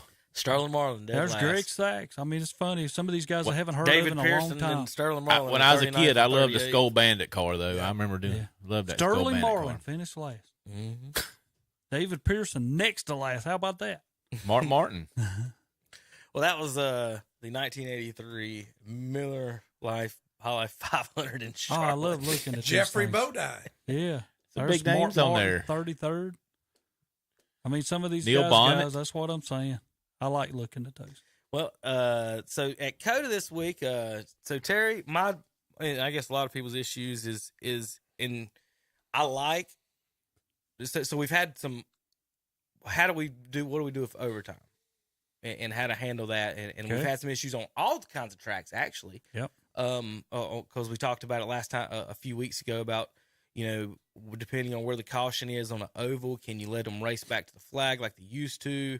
How to handle that. So in the on the road courses, having two guys go into the corner side by side stacked up is probably not a good idea. I like it. And in the past, so this, you do like this part. I like that part. I can't. Now explain it to me. What are you trying to say? I can't make no sense out of Terry sometimes. I mean, I just really can't. All right, Zach. So on restarts, they used to do single file. Yeah. Now they do double file restarts. Oh, yeah. Okay, I understand. Yeah. So everybody's stacked up. Yeah, I know what you're saying. It's stacked up on this race. They're almost like 5 or 6 wide. Right. So I'm gonna pull up turn one. So let's see, turn one, COTA, NASCAR. The problem is that it puts so many cars in into the tight turns that it does cause issues. So when you go to overtime, now on the road courses, they tend to not throw the flag, the caution flag. So Terry, instead of doing, hear me out on this, since they don't usually throw the caution flag, you got two options. You go single file, in my opinion, or on the road course, one lap overtime, where no matter what happens, and you go, because what happened Saturday or Sunday, you can't have happen. You turn into gas issues. There's so many turns, because usually, say a caution on a road course, they usually go like half the rate, half all the way almost back around. It takes a minute to go around these things, as opposed to or 2 minutes. It was 2 minutes a lap. It's a good bit instead of of like a 15 to 30 second lap. So my question is, should you have a single file to keep all that from happening, or like I just said, instead of 2 laps, I have just a 1 lap shootout where it's all you can get around. I don't know what's the best. That's what I'm saying. I'm just what's your thoughts on it? My deal is this. I think I like it like it is. I'm sorry. If you're at the back, this is your only opportunity. If A's ends up being a wreck, I agree. It's got to be 2 laps. Because I think once you come out of that first turn at that race, if you're in front, you can stay there. Because everybody else is behind you, and once you have the lead in a road course, it's hard for somebody to pass you unless they knock you out of the way. I mean, that's just it. Or you overdrive and somebody beats you to a corner. I can understand that. But I still think it still needs to be 2. My whole deal with that race was this, Kevin, is when you come to the end of stage 1, what are we not stacking them up again? They let them continue to run. Okay, so that's if I'm 5 seconds ahead, 5 seconds ahead. If I'm 5 seconds ahead, it don't bring them all back together, and I think that's what that was made for. Right. Stage 1 winner, stage 2 winner, we stack them all back up. But in this race, they went away from that. So they, the drivers actually wanted that, believe it or not. That makes no sense to me. I was a little confused by I'm not sure. But my second question is this. I'm not and sure I'm gonna what throw that this out changes here. other than. Are they trying to keep them from wrecking? They don't want to wreck because they're so stacked up. Maybe is that possible? I don't know. Okay, I think it is like that. I'm going to show you turn 1. Well, hold up. Stop at 1 second. I want to show you something else that happens here. Is when we start these races, they was a NASCAR driver who come on and said, now we've got too many of these.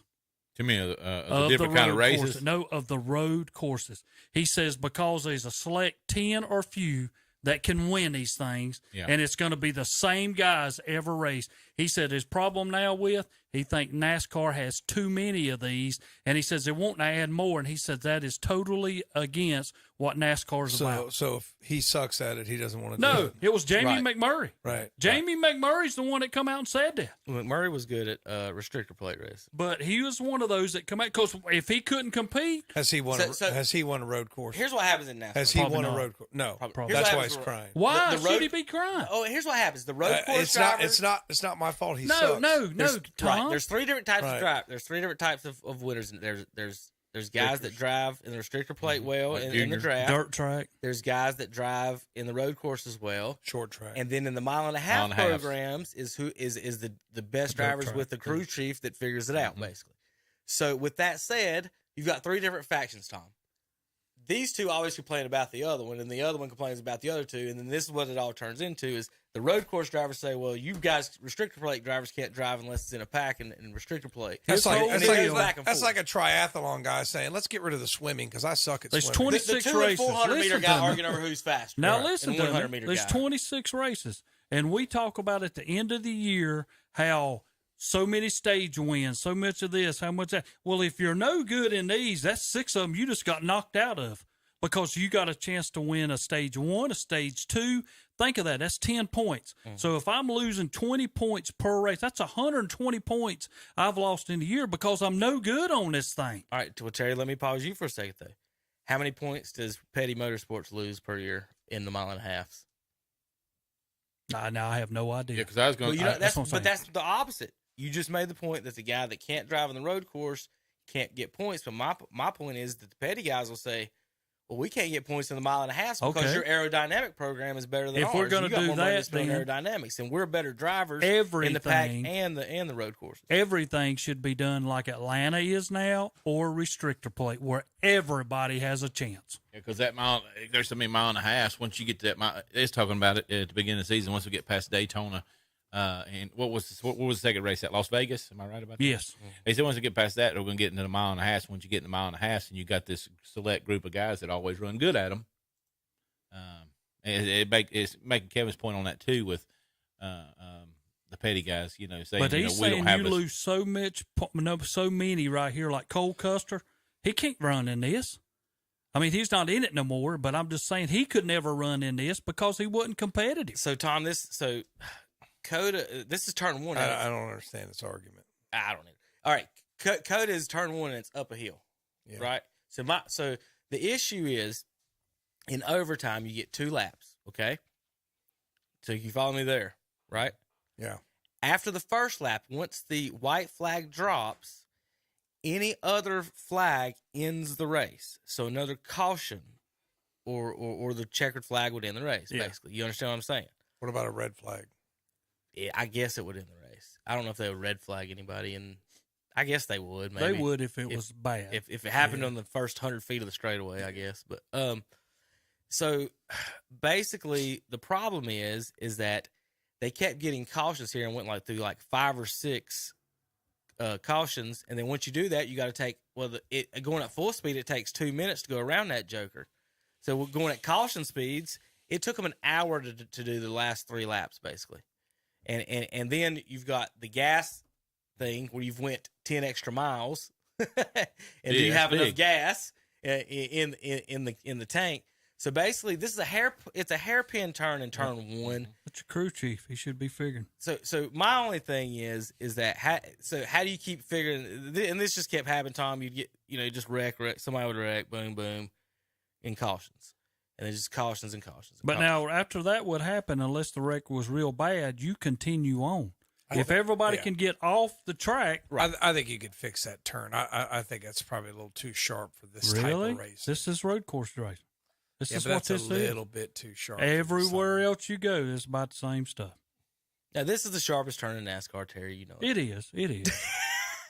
It's like you try to make a decent point, and this guy over here. I'm just saying it makes no sense. Like you make one point, let's straighten out that one turn. It's probably not conducive to this racing, and he wants to get rid of road courses because his little buddy Bush doesn't run well on a road So this course. is going into turn. Bush finished second. Don't even go there. So this is going into turn one. Because everybody else wrecked. Is that what it No, was? Bush can run on road everybody courses. else wrecked. I'm a Kyle Busch fan, and Zach even tell you this. Kyle Busch can run on this. He's could drive- not he as could drive good as anything. Reddick. He's not as good Larson. as Elliott. He's maybe not as good as Blaney. Yeah, I mean, but those are the guys that's always at the front. But see, the problem is they did this like 6 times. Or I can't remember the exact number. So you see that yellow car, there's always going to be, my point on this one, Terry, is if they went single file, they're still going to be stacked up. Yeah, but why would they even start? I was going to say, a lot of this had trouble to do with them coming around 5 wide. They got to fix But should you have, but here's another, should you have an opportunity to win the race if you're 25th in a race and you're in overtime? Yeah, you should. That's my point. If all them maybe other we guys should wreck, be a I single take it. file here. I get it. It was the 24 guys in front of you, single file wreck. But it's just because you say start single file, don't mean they're going to get to the corner single file. Somebody's going to outbrake somebody. I'm just saying not every race, Terry. I'm saying at this particular turn, this particular race, there's something that they maybe need to want to figure out. Just need to modify it. Just need to modify it a little bit. They could fix the corner. I agree. Just modify that corner just a little bit where it's a little bit rounder. Come back over here to where the bend goes in. Yeah. And just make it like a circle. Yeah. Because you I couldn't agree. have a car every time. There's. I'm gonna just be a glad they only car go there one time. that gets turned around. I mean, I agree with Terry. Bring it back there to the little. Well, Tom, did you see what happened to Jimmy Johnson? No, he is gone early. He made half a lap. Yeah, early. Oh man, half a lap. And here's what's bad about it, Terry. So I went to pick the kids up at Dad's, and Austin's like, "I want to come home." He was out before he got home. Austin says, "I want to go home and watch the race." And I said, "Well, I'll pick you up." And we were getting there. We were getting in the car. I said, "Do you want us to watch the first few laps?" So we go, "No, we'll go on." All right. I said, "We want to watch the first few laps." It's usually pretty exciting because I knew that this was that they could wreck, and who knows what's going to happen. So we got in the car, and it's 10 minutes to the house. 5 minutes down the road, there's a wreck down my, you hear all the guys going on, and I was like, please don't, because I know he said started in the back, so you never know what's going to happen in that first turn. I was like, God, he hopefully got through. No, there's Ty Dillon with the wreck, and I'm like, that sounds like just. Oh, and he got the Johnson too, and I'm like, oh my gosh. I said, surely he's not out. So then they go to this rule, Terry, where it was 7 minutes in the pits now. You can't fix your car. 5. It might be 7. I think it was 7 at this one because the track was so most big. time it's 5. So Tom, they got a rule now: if you can't fix your car in under 5 minutes or 7 minutes, you can't get back on the track. But these are geniuses; they can fix it fast. Well, they're not that genius because they didn't get it under 7 minutes. This is a view, one of the views that I've pulled up here real quick. This is Johnson, Ty Dillon. Wrecking. Ty Dillon got into a bunch of people, wrecked around, and then he ends up. Got him from the back. Terry, how unlucky is Jimmy Johnson? Got it from the back. He got hit again by somebody's backside going forward. Yep. And that's what happened at Charlotte when he was with Marshall and Truex got into each other. Somebody's back hit him, and it's just half a lap in. I'm trying to find. I'll find some better shots of it here in a second. I'd say it for him because he was excited about racing the race. He had never. Well, see, when he went to Indy, used to do this track. Then when he went to Indy, they quit doing it, and NASCAR started doing it. So he never got to actually race the track. And then he gets out there, and then these yahoos in the back, Tom, going into turn 1 and everything, like we just showed you, ruined Jimmy Johnson. So everybody that showed up to watch Jimmy Johnson race didn't get to see it because. But here's whether you're a true fan. You did watch the race? Yeah, I was watching. So that's what I'm saying. So that's amazing to me because I know people, and I mentioned this to Zach, but I know people who are Kyle Busch fans or other people fans, and as soon as their driver's out, they just turn it off. And I'm like, okay, so you're really not a true NASCAR person. I mean, sometimes I feel like doing that when Kyle Busch is knocked out. I mean, because next 3 or 4 hours, I'm mad. I'm not saying I haven't turned off. Like, so if it's one of the races where like so this one, I knew from the start, Terry, that there's a chance that he's not going to win, just based on just not having enough car time and everything. So listen to Larry McReynolds the other day on the radio this morning. He was talking about how doing the Chicago race. He said in the old cars from 2 years ago before, he don't think they could, but now with the sequential shifters and the way the braking system's got and the different suspension and the rear different suspension, is that he thinks that the Chicago race and everything's going to be pretty interesting and fun. That he didn't think that we could do it in the past with these cars. So it's a lot. I don't think that they're not going to. He's never been like again, the road race guys. He always raced for championships, so he didn't like go into these races trying to win all out and wreck people and stuff. And that's not his style. So if you're a regular driver, him to win, man. To me, this is the difference. If you're a regular driver, if you get in one of these things, you got to think, I want to stay out of trouble, but I want to finish 15th above. Did you see the IndyCar guy? Was it Jensen? What he was talking about? He said the emotions in that race was a whole year's worth of Formula One emotions. He said, because, we don't bump each other, do anything. Yeah. And so, if you're not going, the guy behind you is running into you. Jordan Taylor there, the 9 cars who I'm talking about. He said it was just it was crazy. So they probably should have done things better, nicer as far as not wrecking each other so much. But he enjoyed it, had a good time with it. At one of the restarts there in the first overtime, one of the IndyCar guys started 4th, and before turn 3, Tom, he was 19th. Yeah, that guy had a long name. They just shoved him straight out of the way. Yeah. Reinhardt. It was almost Reinhardt. It was something like that. I was trying to see the other. It was a weird name like that. But anyway, this week again, they go to Richmond, and we'll get through this as quickly as we can. We got more breaks to get to. Richmond's schedule this week, of course, windy and rain. We're hoping that holds off. It should be through by tomorrow. All right, real quick, if you want to win Charlotte Hornets tickets, call 704-435-2845 right now. Tell JP you want Charlotte Hornets tickets for tomorrow. Raptors, 1 o'clock. Raptors, 1 o'clock, Sunday afternoon. See the Raptors and Hornets. Call JP now, 704-435-2845. Also, next week, we're going to be giving away some Martinsville tickets. So next week, get ready to listen to the show. We'll have some Martinsville tickets maybe to get rid of.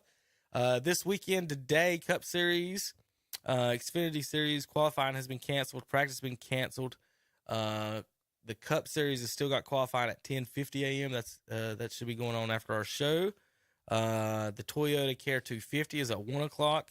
Xfinity Racing.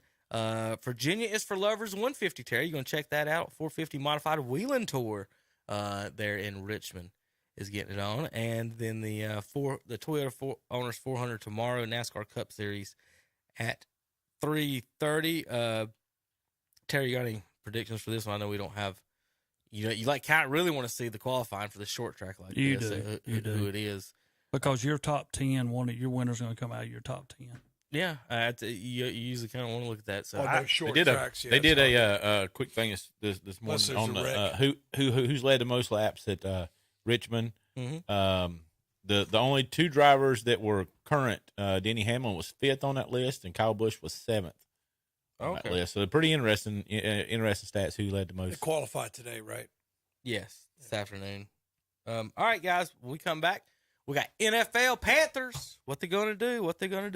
Lamar Jackson and more. KTCBroadcasting.com. They are there when you need them. We're talking about Shelby Heating and Air, where their customers come first. No matter the weather or the temperature, they'll be there to make sure you're comfortable. Ask about their safety furnace checkup for $99. Plus, ask about their up to $750 in rebates on select products. That's Shelby Heating and Air. Call 704-487-7877. Online at shelbyheating.com. See their page at whatsupshopper.com and like them on Facebook too. They are there when you need them.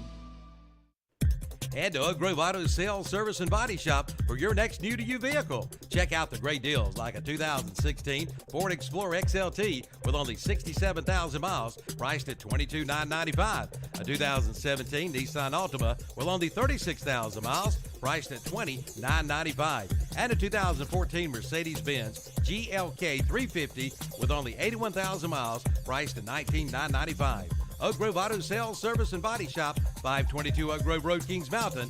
Online at oakgroveauto.com. Grizzly says, come shoot to win and save up to $150 on Liberty Buildings at Blessed Buildings and Tiny Homes in Cherryville. You get 3 shots, valued at $50 each. Hit 1, save $50. Hit 2, save $100. Or hit all 3 and save $150. Also, take 7% off all metal buildings priced under $20,000. And take 10% off all metal buildings priced over $20,000. Plus, take half off-site building expenses this month at Blessed Buildings and Tiny Homes. Highway 150 East in Cherryville, right across from Ace Hardware.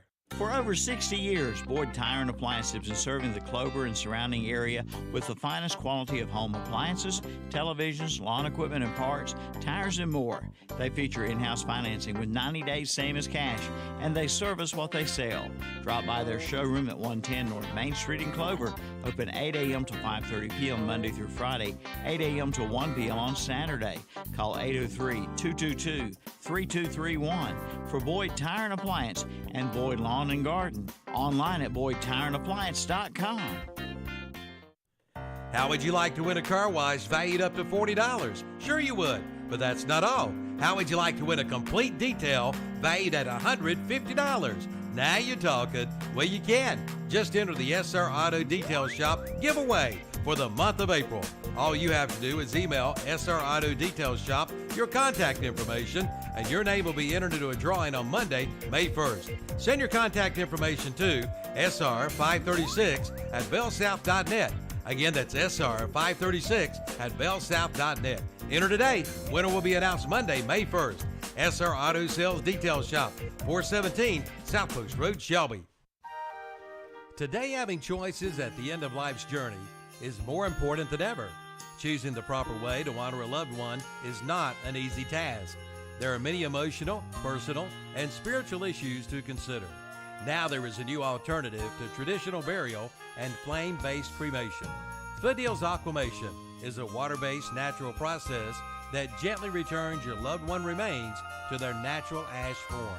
Learn more at StanleyTysingerFuneralHome.com. And we're back on Saturday Morning Sports Talk with Kevin and Gang. We will remind our listeners about Shelby Heating and Air, 704-487-7877, about all your heating and air needs and everything to make sure that air conditioning is ready for this dreaded summer coming up. Yeah, Bill Schubert, Heating and Air. Give him a call, 704-487. Shelby Heating and Air, 704-487-7877. Check them out online, shelbyheating.com. Kevin. All right, trivia question for the boys. NFL time. What NFL team has the best winning percentage in the Super Bowl era? Best winning percentage in the Super Bowl era. Regular season winning percentage? Baltimore. It doesn't say. Best franchise win percentage in Super Bowl era is what the graphic says. Terry says Baltimore. Tom, you got a guess? Not the Bruce Sutter news. I don't know. I guess. The best winning percentage, which team has been the best in the Super Bowl era? The best team in the Super, going all the way back to Super Bowl I. Yes. 60s. Pittsburgh. Zach, who's yours? Let's go with San Francisco. Probably ain't going to be close. All right. So, the best winning percentage in Super Bowl era. Dun, dun, dun. Dun, dun, dun, dun. The Dallas Cowboys. Terry, you say Cowboys best at everything in the world. I give you one layup. Who'd you say? Easy one for you to say the Cowboys in. You come out. He said the Ravens, Baltimore. I don't even know if he's counting. He was Colts. fourth. Was you counting the Colts in that? Terry, was you going Colts? You said Baltimore. Wait a minute. Was you saying Ravens or Colts?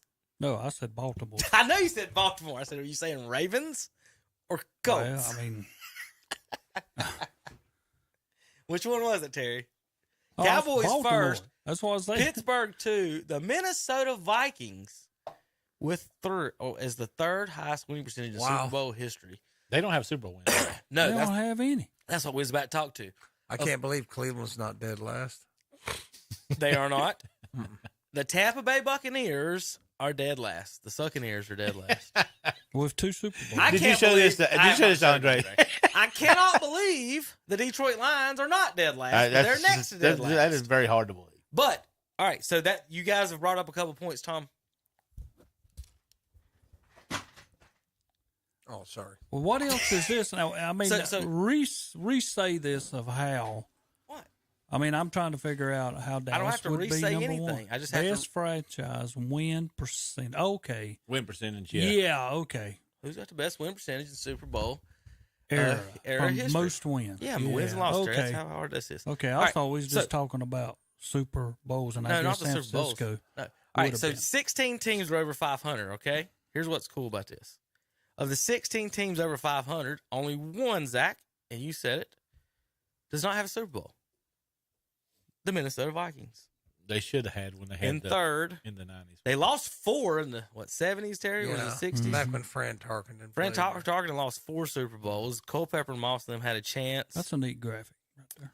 The Panthers, folks, are 21st in win percentage. They have better win percentages than the Giants and the Jets, Falcons. Giants surprises me. Browns. I know the Giants are under 500 at 470. So the teams under, let's go over the Super Bowls, the teams under 500, guys.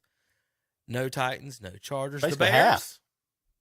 No Bills, no Panthers. Giants. It is exactly half. Saints. No Bills, no Jets, no Falcons, no Browns, no Cardinals, no Texans, no Jaguars, no Lions, and the Bucks. So 4 out of the bottom 16 teams have Super Bowl wins. Tampa Bay better be glad Tom Brady come here. They'd really be sucking wind, wouldn't they? That'd be less than 3. Yeah, If they'd he be hadn't under went there. 40%. Yeah. Yeah. Well, they probably would be under 40%. They'd still have a Super Exactly Bowl right. without Tom Brady, though. One of the teams that Yeah. did.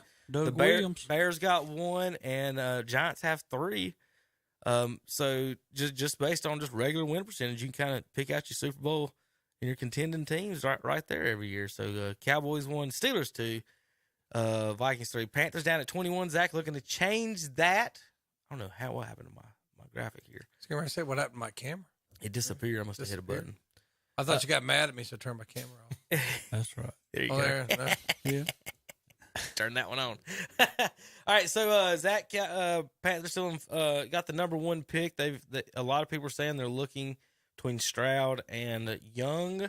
I believe they're going on. They're picking Stroud, but they're trying to get the Texans to give them something to get to Young at 1 and guarantee them that they're going to pick Young, basically. So is that who you want? I would rather have Stroud. Lamar Jackson. No, I would take. I just think that if they tried to trade the money that's going to be involved to get him and the round picks, I don't think they want 2 first round picks. I don't think they want to give it up. I want to have Stroud. I don't particularly want Young. Can I a think it's too different small. deal be negotiated than that? You're no, not for a franchise tag. Okay. The Ravens. Well, I think you can, Tom. I'm gonna take that because back. I don't understand I think all I'm the intricacies of the rules. Basically, some guys know it better than others, but I would just say, could you renegotiate then trade? But it's supposed to be 2 first-round picks.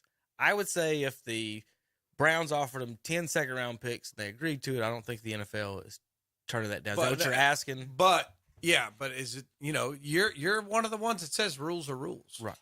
So I just don't know if that's if you could say, okay, we're going to renegotiate. Can you remove a tag, give it to somebody else, then make the deal? That would be it's just like things can be redone. Like they just renegotiated Watson's contract, right? They gave him all this money. Oh, we're going to negotiate so we can, Cleveland's done a good job of bringing in a lot of free agents, just re-signed Anthony Walker too. So you can get creative, and they're giving Cleveland some credit for that. So can these other GMs be a little creative and come up with some loopholes around and get Lamar Jackson for cheaper? I don't think they will, and I don't want to sidetrack the conversation for too long, but I think they're making an example out of Lamar Jackson because he did not hire an NFLPA agent. Oh. He's acting as himself. Yeah, there's a couple guys that do that. Yeah. And I don't think they like it, and I think they're pretty much closing the door on them. That's my opinion, But he's really a man without any friends right now, seems like. Well, you don't have an agent, which the league has they definitely don't want a player negotiating a guaranteed contract. That's part of the issue.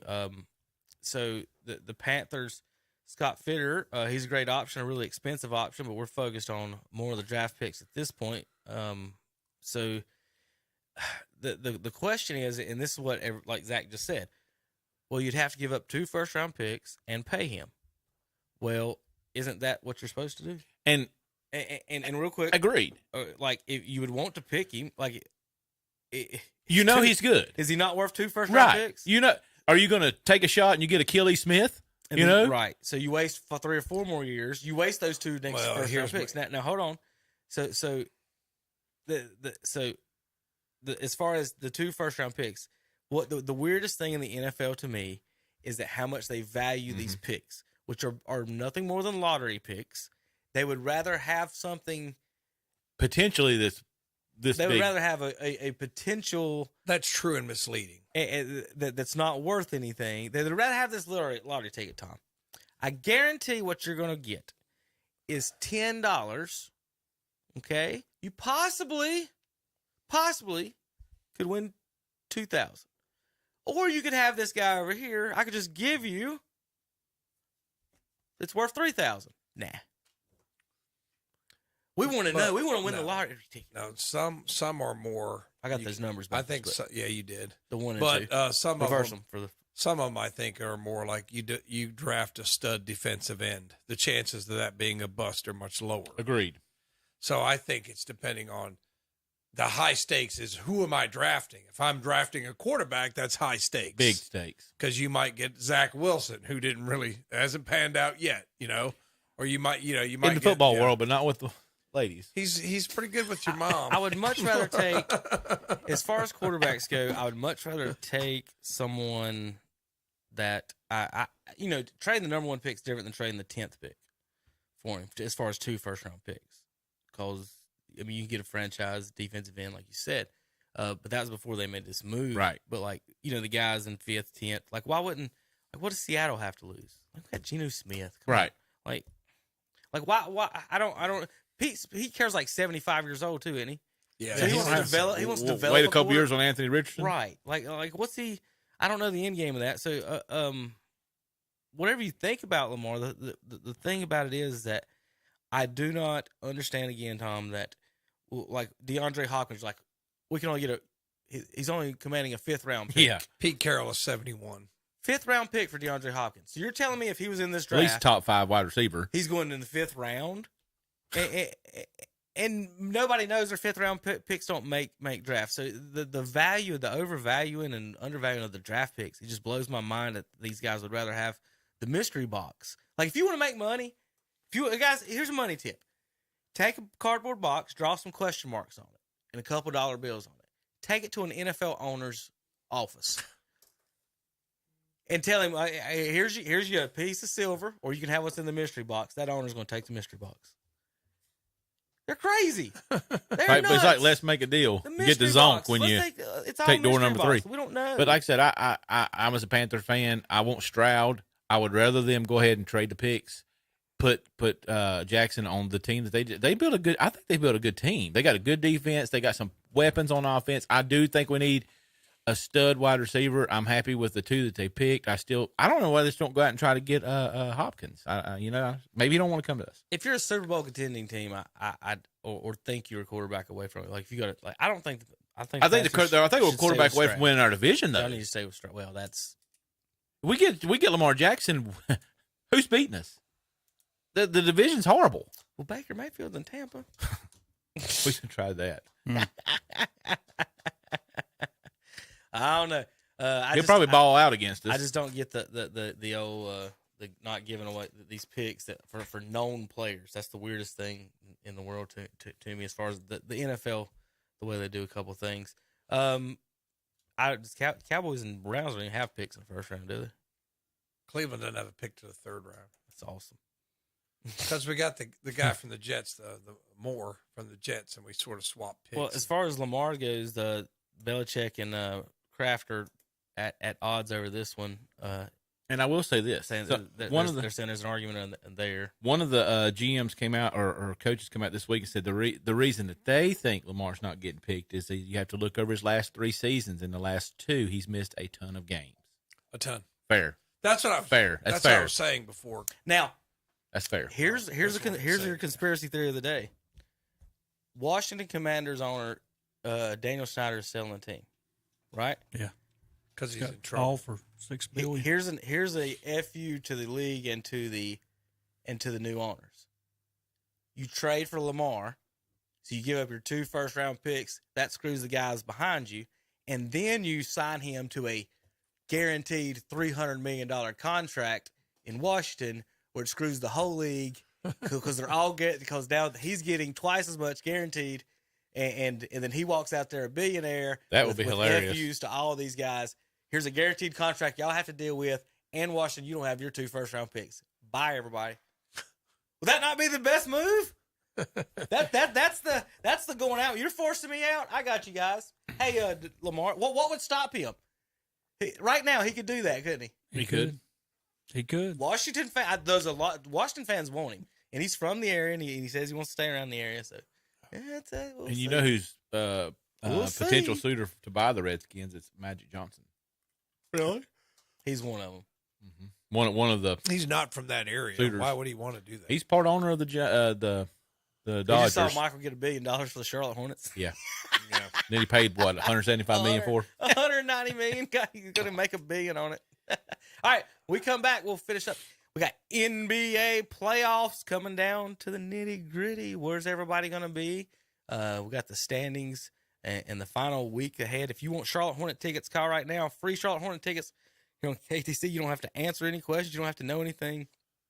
All you got to do is say, JP, I want to go to the Hornets game. 704-435-2845. 704-435-2845. Give us a call. Tell JP you want Hornets tickets for tomorrow against the Toronto Raptors at 1 o'clock here on KTCBroadcasting.com. They are there when you need them. We're talking about Shelby Heating and Air, where their customers come first. No matter the weather or the temperature, they'll be there to make sure you're comfortable. Ask about their safety furnace checkup for $99. Plus, ask about their up to $750 in rebates on select products. That's Shelby Heating and Air. Call 704-487-7877. Online at shelbyheating.com. See their page at whatsupshopper.com and like them on Facebook too. They are there when you need them. Yeah. What's up, Doc? He's back. That wascally wabbit is back again for the $1,000 Bunny with the Money shopping spree from KTC Broadcasting and whatsupshopper.com. Just register at any of our local participating merchants, including Family Auto Sales, Highway 74 Bypass East in Shelby, Flooring America on Slater Street in Kings Mountain, AccuTrol Income Tax Service on West Main Street in Gastonia, at the 3500 Grill on Highway 18 north of Shelby, at Carolina Furniture Mart North Aspen Street, Lincoln, at West End Sales Highway 18 north of Shelby, at Shelby Alarm on South DeKalb Street in Shelby, at the Dallas Express Pharmacy on Hoffman Street in Dallas, and at Shelby Meat and Groceries, South Lafayette Street in Shelby. The drawing will be held Friday, April 7th, so register to win. You could be this year's winner of the Bunny with the Money. It's time to go picking at Gaston Pickers in Gastonia. They are now open Wednesday through Saturday, 10 a.m. till 6 p.m., Sunday afternoons from 1 to 5. Come check it all out. 28,000 square feet of vendors with antiques, collectibles, furniture, and more. And vendor space is available by calling 704-852-7055. Check out some of the booths at whatsupshopper.com and online at gastonpickers.net. Like them on Facebook too. Gaston Pickers, 503 Long Avenue in Gastonia, or exit 19 off I-85. Congratulations to Gaston Pickers celebrating 10 years of business. Not one, but 2 big trucks have backed up and unloaded 2 truckloads of GE scratch and dented appliances at Hendrick Appliance and Mattress Center in Shelby. And they all come with a full 1-year warranty. These GE appliances are all made right here in America. Save big money on GE washers, dryers, refrigerators, ranges, and more. But hurry, they won't last long. That's Hendrick Appliance and Mattress Center, 1241 East Dixon Boulevard in Shelby. On the right going down, on the left coming up. Sism & Son Paint and Body Shop, a local family-owned business for 25 years, is located at 2027 Shelby Road in Kings Mountain. Sism & Son offers auto and truck body repair and painting, motorcycle refinishing, and dent removal. They're known for their quality of work, their experienced staff, and their dedication to their customers. In their own words, we work for our customers, not for the insurance companies. We have your best interest in mind. Sism & Son Paint and Body Shop, they're there when you need them. Spring on into Classic Ford in Shelby for some great springtime deals. Come in now and get 1.9% APR financing for 72 months on the new Ford Mustangs. And no payments for 90 days is available. See the big selection of Ford Broncos, plus big savings on 2022 Ford F-150 trucks.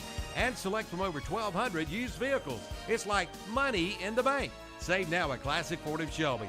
1775 East Dixon Boulevard. Online at classic40shelby.com. See their page at whatsupshopper.com and like them on Facebook too. Now get a free maintenance plan with the purchase of any new Ford. Thanks for help bringing the economy back. One local purchase at a time. Kind of uplifts you and you feel better. It's the greatest comeback of all time. Shop local with whatsupshopper.com, Carolina Country, and the Boss. And we're back on Saturday Morning Sports Talk with Kevin and the gang. We want to remind our listeners about Shelby Heating and Air. 704-487-7877 for all your heating and air needs. Tom Stefani, want to say a little bit more? I got one. Shelby Heating and Air. Check them out online. ShelbyHeating.com. Kevin. All right, NBA. The Bucks are in. The Celtics are in. The 76ers in. The Cavaliers are in. We still got Hornets tickets. Call us to win some more. Got more. I know. We got one. We got more. 704-435-2845. We just got a winner, Mike Johnson. We're going to have some more. Call in. Win some Hornets tickets for tomorrow against the Raptors, 1 o'clock. Knicks for the 5 spot. Nets 6. Heat 7, Hawks 8, Raptors 9, Bulls 10 in the East. Let me go over here to the. Who's he talking to? He talks all the time. I do not know. I don't know where Tom's. Tom, I don't know where your camera went. It's supposed to be I don't know. here. It's supposed to be right here. That's It's showing. It's showing in my file. But He's it's a not, Thunderbolt. It's not in You're there. like raiding off of I Mortal just, Kombat. I thought you just got mad at me because I moved around. I don't know where. You it know we went. delete your picture. I actually don't know where it went. It ain't even. It's showing that it's on my file list, but it's not showing there. So Tom, maybe you're a vampire and just didn't tell us. He's got a wavy head. Yeah, like that. Yeah. We'll go to a different one. This one. There he is. Out west, Nuggets 1, Memphis 2, Sacramento 3 of all clinched the playoff berth. 4th place, Phoenix. 5th, Clippers. Durant's back. 4-0. Paul George might come back after the first round if they can win the first round. Andrew Wiggins is now back with Golden State, who are in the 6th spots. The Lakers are on a roll now in the 7th. 5 games left. New Orleans in the 8th spot. Minnesota in the 9. Oklahoma City in the 10. Dallas Mavericks. I think it's like 7 and 12. Pretty close. Kyrie Irving. Wow. Joined And the Luka Dallas is not Mavericks. happy. Half game out of the play-in tournament. Yeah. And They were better off without I want to him. think they were 4th, maybe 5th. I think so. It just proves again. So Kyrie didn't work with Anybody. well, Except for Cleveland. Cancer Kyrie. Cancer Kyrie. Let's not think about him talking or acting as a person. I'm just talking about his game. Shoot first point guards. You put him with a shooting guard like James Harden, that's not going to work. You put him with a shooter like Kevin Durant, that's not going to work. You put him with a shooter like Luka Doncic, needs a lot of shots, that's not going to work. No. Where did he win with? Someone like LeBron, who takes a lot of shots, but you don't feed him the ball every play. And LeBron will give him the ball. Exactly. So Iverson didn't work with any other shooting guards, so they put a defensive first tall guard to guard the other guy, Eric Snow. They made the finals of Eric Snow as the point guard. And George Lynch on the court. So the shoot first guys need big men to be their other asset as far as a scoring guy. And again, we've went through this through history. Shoot first point guards don't win. The shoot first guards, little guards don't win the NBA. Steph Curry, Magic Johnson are the only two. And then I mean Steph Curry and Isaiah Thomas are the only two short guards to lead their team in scoring and win. They both did it once. Magic Johnson did it once, and he was 6'9". So the Kyrie thing, if you're Dallas, you got to be upset though that you gave up assets for it because he's going to walk, and then now you've lost assets for it, and he's going to end up in. Who cares if he ends up in LA or wherever? For Dallas, it'll be, but it's not a fit with Luka. Yeah. Well, here's the difference in what you're watching here, because with him coming to Dallas, again, they have a losing record. They're out of the playoffs. With Durant going to Phoenix, they're 5-0 when he's on the court. Yep, 4-0 since he's been back this time. But that works because you have Chris Paul, who's dishing him the ball. I mean, it's a total different aspect to how you play in the game. It is. I mean, when Durant got moved to Phoenix, I said that's the best thing for Chris Paul is him being as old as he is. He just got two guys he can just play point guard. Yeah. Yep. He just and the shoot first guards. So Gilgeous-Alexander and Oklahoma City, you're not going to win anything. I listen. Minnesota the Pelicans are dangerous to me. Those two teams, you just don't want to deal with them. If the Pelicans get healthy, they're really dangerous. They were one earlier in the year. So there's your out west Nuggets. So any other news or comments on these, Terry? Boston's proved to Milwaukee the other night, we might be the best team in the East. Tom Clinch first time without LeBron. They destroyed him by 41. They did. Yeah, I think they're kind of backing into the playoffs a little bit by. I heard a guy this morning say that the reason the Cavs are dangerous, like we've talked about all years, they got a guy that can get you 30 on night now. Yeah, they've lost a couple in a row. They might be coasting a little bit, but hopefully they should be able to hang on to that 4th spot and at least get home court advantage in that Knicks series. And the Knicks have been playing really well. I mean, they have. Knicks, but I just don't see anybody but Miami giving y'all any. No, I don't either. I think y'all can handle Knicks and all those guys. The problem with Boston right now is that they mentioned something the other day, and it is a kind of a tough story. Boston would end up having to play Miami if they won, to get in.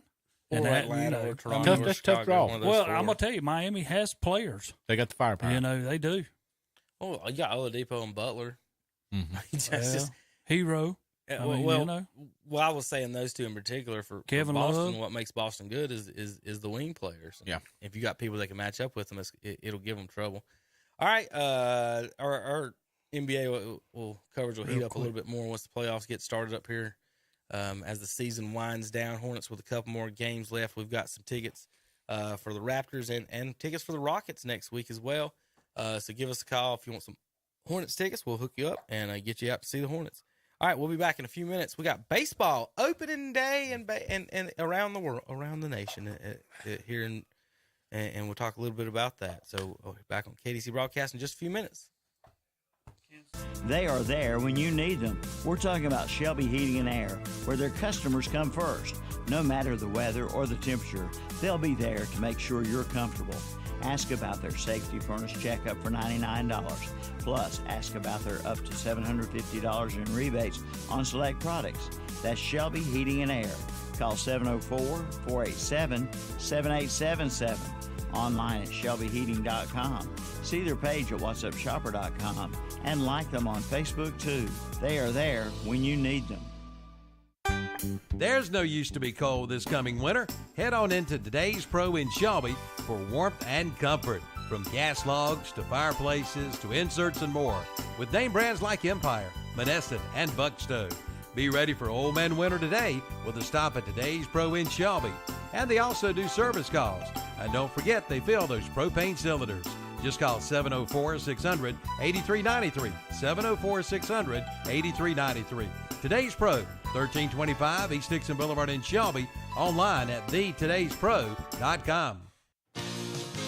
The all-new Yamaha Grizzly 90 is built to bring maximum fun and off-road excitement to youth ATV riders aged 10 and older. With its low-maintenance 90cc engine, an easy-to-use full automatic CVT transmission with reverse, electric start, and durable proven components, the all-new Grizzly 90 offers confidence-inspiring performance with Grizzly family style. Visit Full Throttle Power Sports to see the all-new Yamaha Grizzly 90 at Full Throttle Power Sports, 100 Indian Walk in Laurel.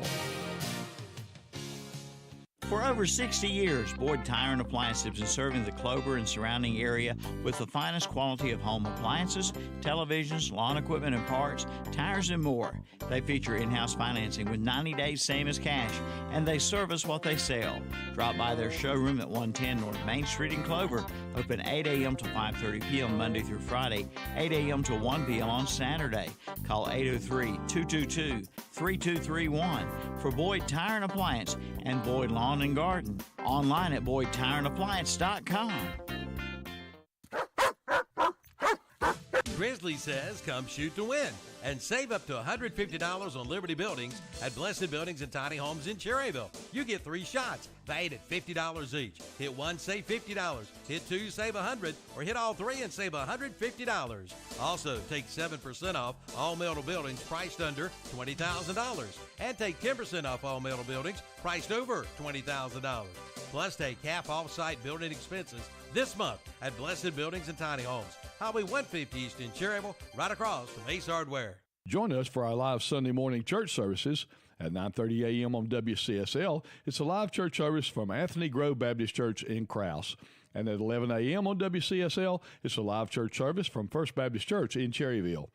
And at 11 a.m. on WHS, it's a live church service of the Calvary Baptist Church in Shelby. Carolina Country, WCSL, 92.9 FM, W225DL, 1590 AM, Cherryville, Gastonia, Kings Mountain. Online at www.ktcbroadcasting.com. And we're back on Saturday Morning Sports Talk with Kevin and the gang. Welcome back to Saturday Morning Sports Talk, brought to you by Shelby Heating and Air, family owned and operated since 1977. Give them a call today. And then it's awful. You know, it's March and April and May. And, you know, all the windy and the weather is unpredictable. Check them out. Give them a call. Terry, how's the weather for you this week? Yeah, Terry. Are you gonna? Well, where is Terry? He's gone. We need to get that Chinese spy balloon with his picture on it. Have you seen this? That's right. Oh God. Yeah. You need to put the Chinese spy balloon on his seat right here. I'll tell you what, that day I was in California too, my phone was blowing up awesome. at like 5 o'clock California time. Where are you? Get up. Call in. I'm like, it's 5 a.m., man. Come on. That was my mistake. Yeah. Oh, you told him to do that? I didn't tell him to do that. He said, "Where's Tom?" I said, "He's in California." I said, "He might call in later." He said, "No, he's calling in right now." That was what happened. It was like, oh my God, what have we done here? Major League Baseball opening day this week. Here's my baseball tweet of the week, Zach. Let's see if I can get it up on the internet for you guys. Bruce Sutter used to pitch for the Braves. Hadn't played for them since 1991. He's still on the payroll until last year. He received $1.2 million from 1991 to 2023. And then when the contract ended this year, Zach, y'all gave him a $9 million bonus. Wow. Bruce Sutter. Awesome. Smart people. Bruce Sutter. Braves fans, you heard me right. You've been paying him since 1991, $1.2 million a year. And this year he gets a $9.1 million goodbye bonus for being an Atlanta Brave. Was he any good? No. Okay. No, he was good. He was a good relief pitcher. Pitcher. Yes. I don't know if he's worth $9 million today. Why can't I get one of them deals? I know, right? I would get it and would live 1 year and then die and leave it to somebody. Yeah. Somebody, whoever's got life insurance on you, take care of that one. Opening day, Tom. Angels lose again. Welcome to baseball.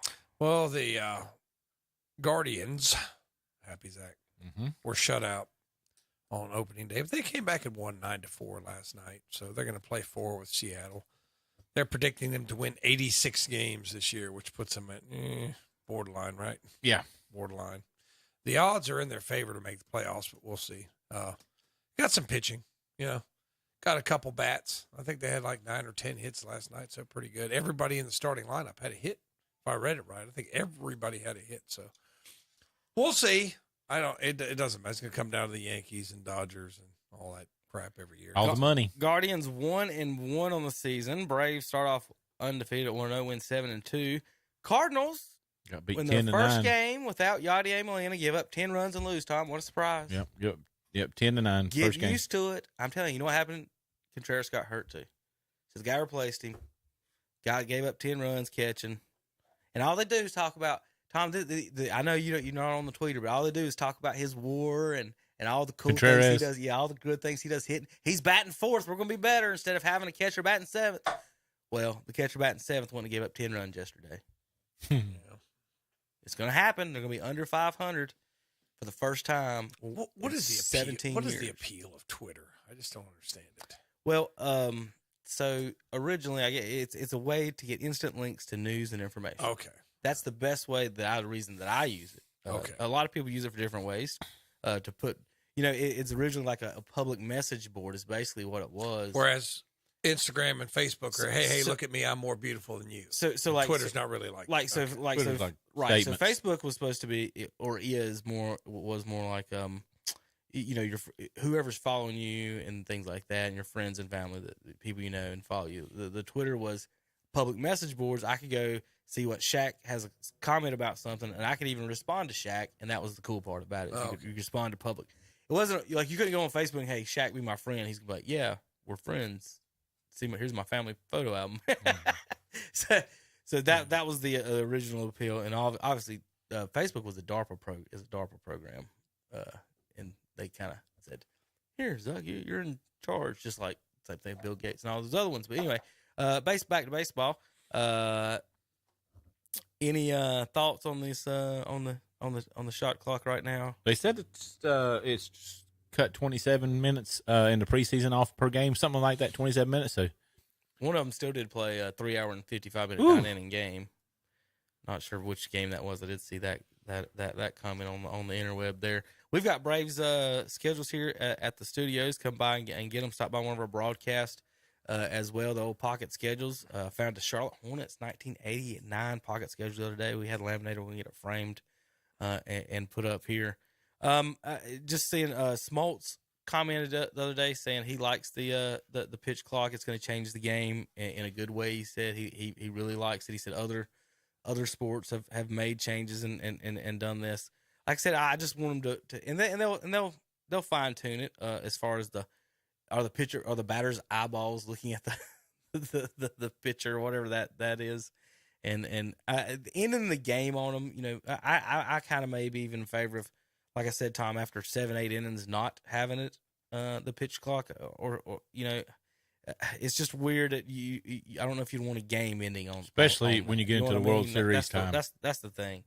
You won't, but at the same time, you have said rules are rules. Yep. Once you put it in, it's a rule. Oh, it's an awful rule. No, I think every other game has basketball has a shot clock, football has a play clock. I mean, it's not. It's not unheard of to try to, and that's why they put it in basketball, right? So Dean Smith couldn't run his four corners, yep. And that's boring. Nobody wants to watch that. In the end, it's entertainment. You know what I mean? It's entertainment. And I understand, like, there's traditionalists or strategy, but in the end, it's entertainment. And if the people are not entertained, then they don't buy tickets, then you don't have a job anymore. So, I mean, it's a business decision. Yep. We'll see how it works out. And I think 5 years from now, it'll be accepted, and we're good with it. They put in a shot clock. Because a guy who couldn't even be ranked number 1 in 20 years. Yeah, but who even thinks about basketball without a shot clock? Right. Who even thinks about basketball without a 3-point shot? Nobody thinks about that anymore. So I think the same thing is going to happen in baseball, that this will become accepted. And your grandpa will tell you, I remember watching before they had that. You know, and then what was it Nomar doing his? I guess my issue is my issue is with the batters. Like, so what is the clock? Is it 15, 25? What is the clock? It depends on if there's runners on base. I think it's 15 seconds, no runner on base, 20 seconds if there is a runner on base. Okay. So let's say, I would say if the pitcher has 15 seconds, he can throw it any time in those 15 seconds, and it's the batter's responsibility to get in the batter's box. I don't want to, call a strike on him. He's got to throw the pitch. Whether he gets in the batter's box or not is in, like, once you know what I mean? Like, it used to be the rule, once your foot was in the batter's box, you're not supposed to get out, right? You're supposed to leave a foot in? By rule, yeah. Right. So let's take that into account. Let's say once that batter has entered the batter's box for whatever that pitch, he puts that, you can't take your foot out and in. Once that foot goes in, pitch clock on. And then the pitcher can throw it anytime he wants to, whether he's looking at you or not. But there's like situations like if you swing and miss, you could step out. If the pitcher steps off, you could step out. If it brushes you back, you can step out. I mean, so there's those umpires need more things to worry about, don't they? Yeah. They're going to go with all that. They're definitely going to automatic strike. The main thing is if you swing and miss, they step out to reset. Does this not make it worse for you guys like you? And so I was sitting there listening to the ball game last night and listening to a fan that was call it first. And you hear the fans going wild and stuff. And you think, the more they show the professionals misplays on TV, the more that encourages local high school and kid fans and stuff to yell at the umpires even more about, hey, I know you missed that one. Well, you know what I mean? I'm just wondering. There's just so much on the umpires. It's just weird. Like instead of just let's play the game. I mean, what do you think? Are they getting you think they're getting worse? Don't you? What you talking about? As far as fans acting. Oh yeah. I mean, yeah. I mean, it's just one of those. They say things to you where they wouldn't say to you. With that, if that chain link fence wasn't standing right. I mean, it's just it's one of those. It's one of those things. Like I said, I think that just people. I keep coming back to social media. I think it's just made people worse. Of course, their fans were bad for a long. Fans have been bad for a long time. Right. So I guess one of my things is so this umpire that threw the guy out the other day, you seen when he reached back for the ball and he didn't put it in his glove. I didn't see it. No. So Real Mutu got tossed from this game. I don't even know. Real Moto, whatever his name is. A major league game. Yes. Because basically the umpire thought he was messing with him. So they were going back and forth, and I'm gonna pull this up real quick so Tom can see what I'm talking about. They had been going back and forth or something, and the umpire in the last pitch had thrown the ball to the to the pitcher himself. Well, the catcher right here reaches out, and he moved it when he went to put it in. I don't think he realized he did it. Right. I don't think he did either. And the umpire threw him out immediately. And so there's been a big argument about, like, umpires showing up players and as far as, acting like that and whatever. But my thing is that what other job do you get to just go at and yell at people about? I know. And so, like, if the coach comes down there, like I saw this coach in a middle school game come there and yell. If he's down there yelling at the umpires, is that not showing that, hey, maybe the players could too, or the fans should too? And yep. And there's a reason why umpires are quick, or I would be quick to get rid of someone that acts whatever certain way. But, like, again, there's no civility to it. So the other night, one of these Oakland fans, did you see that last night in Rendon?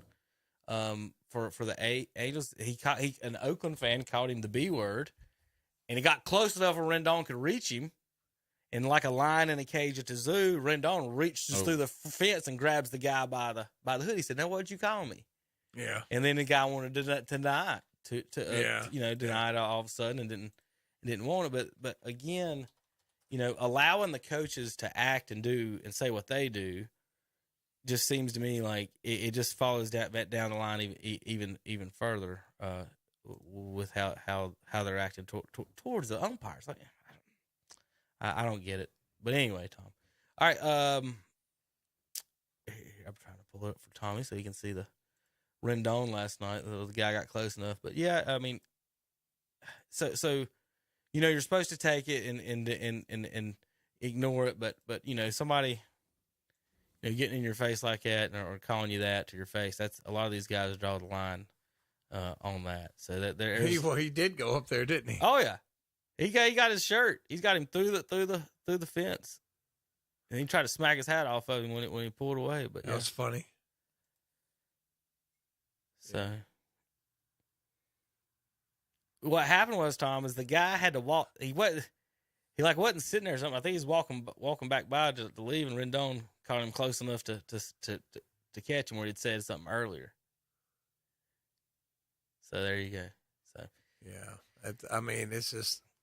I will say that, it's probably not appropriate to say, but when I was in a soccer match, somebody kept yelling. Soccer fans are the worst because they don't know the rules. Like, if a player's offside, they want you to call them offside, but in soccer, it's not illegal to be in an offside position if you're not played the ball or you don't gain an advantage by being there. It's a very simple rule. But they what are they used to? Football. You jump offside. Doesn't matter if you're involved in the play, you're offside. They don't know the rule. That's fine. And somebody yelled down from the stands, "You guys are retards." And that's finally when the center ref came over, because I had said something. They had been, it was the whole game. And it wasn't any like personal insult until that, but it was like incessant, just yelling and screaming and the whole thing. And the thing is, some of these schools don't bring their administrators with them. And somebody needs to, if you want to be an administrator, but you're afraid to confront somebody acting like that, then you don't need to be an administrator. See, that's what I'm thinking. Like, people I want this job. Well, here's the dirty work. Well, I won't do that dirty work, but I want this title. I want this job. So sometimes, I remember years ago, I had one of my fans, give a California howdy to the referees as they left. Well, the administration confronted the fan and banned him from campus for 2 weeks. I mean, that's what needs to happen more often, because it starts with fans. Then I think coaches feel pressure to go along with what the fans are yelling at. Then that trickles down to the players. And that's happening. You know, you saw it happen there, but that happens, and they learn that in school ball. Yeah. Just like you were saying that middle school game, Kevin. I'm sure that they had some idiot fans, and they get the idiot coach going, and then the players. Well, no, the coach started that one. Or some, that was my thing as far. Yeah. But my point on, or what I was pointing at was that I don't understand, like, so by allowing, to show up, by allowing the coach to show up the umpires and act like a fool. Yeah. That allows everyone else to have the same opinion, same reaction, and I don't think that's right in the way that works. And no other job is like that. You don't go in and well, I guess some people yell at fast food people or food people and stuff. But I guess people just aren't decent. But it's just weird that like we're supposed to So I saw this coach down at this umpire. Well, then like a few minutes later, he's gonna go up there and hand him baseballs. Like, he's calling for baseballs, and like, how do you do that peacefully after you just told him he has no idea what he's doing and from the get go? Yeah. It's not. Baseball's got that problem with the pitch count thing. The pitch clock. I don't think that bothers me as much as the way they're. I like the idea. I just think there's some fine tuning. Yeah. And they will, and they may, because the shot clock has changed. Remember when it was 45 seconds in basketball? Now it's 30 for a college game. They'll tweak it. Now it's 24 in a pro game.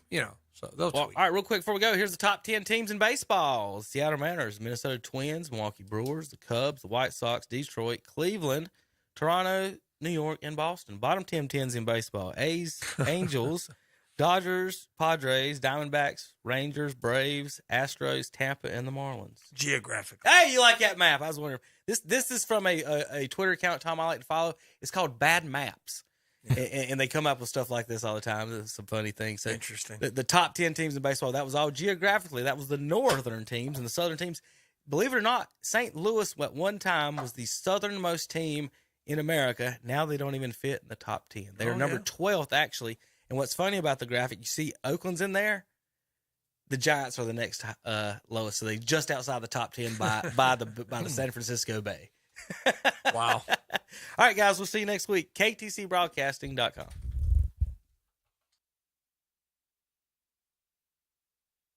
Real deal.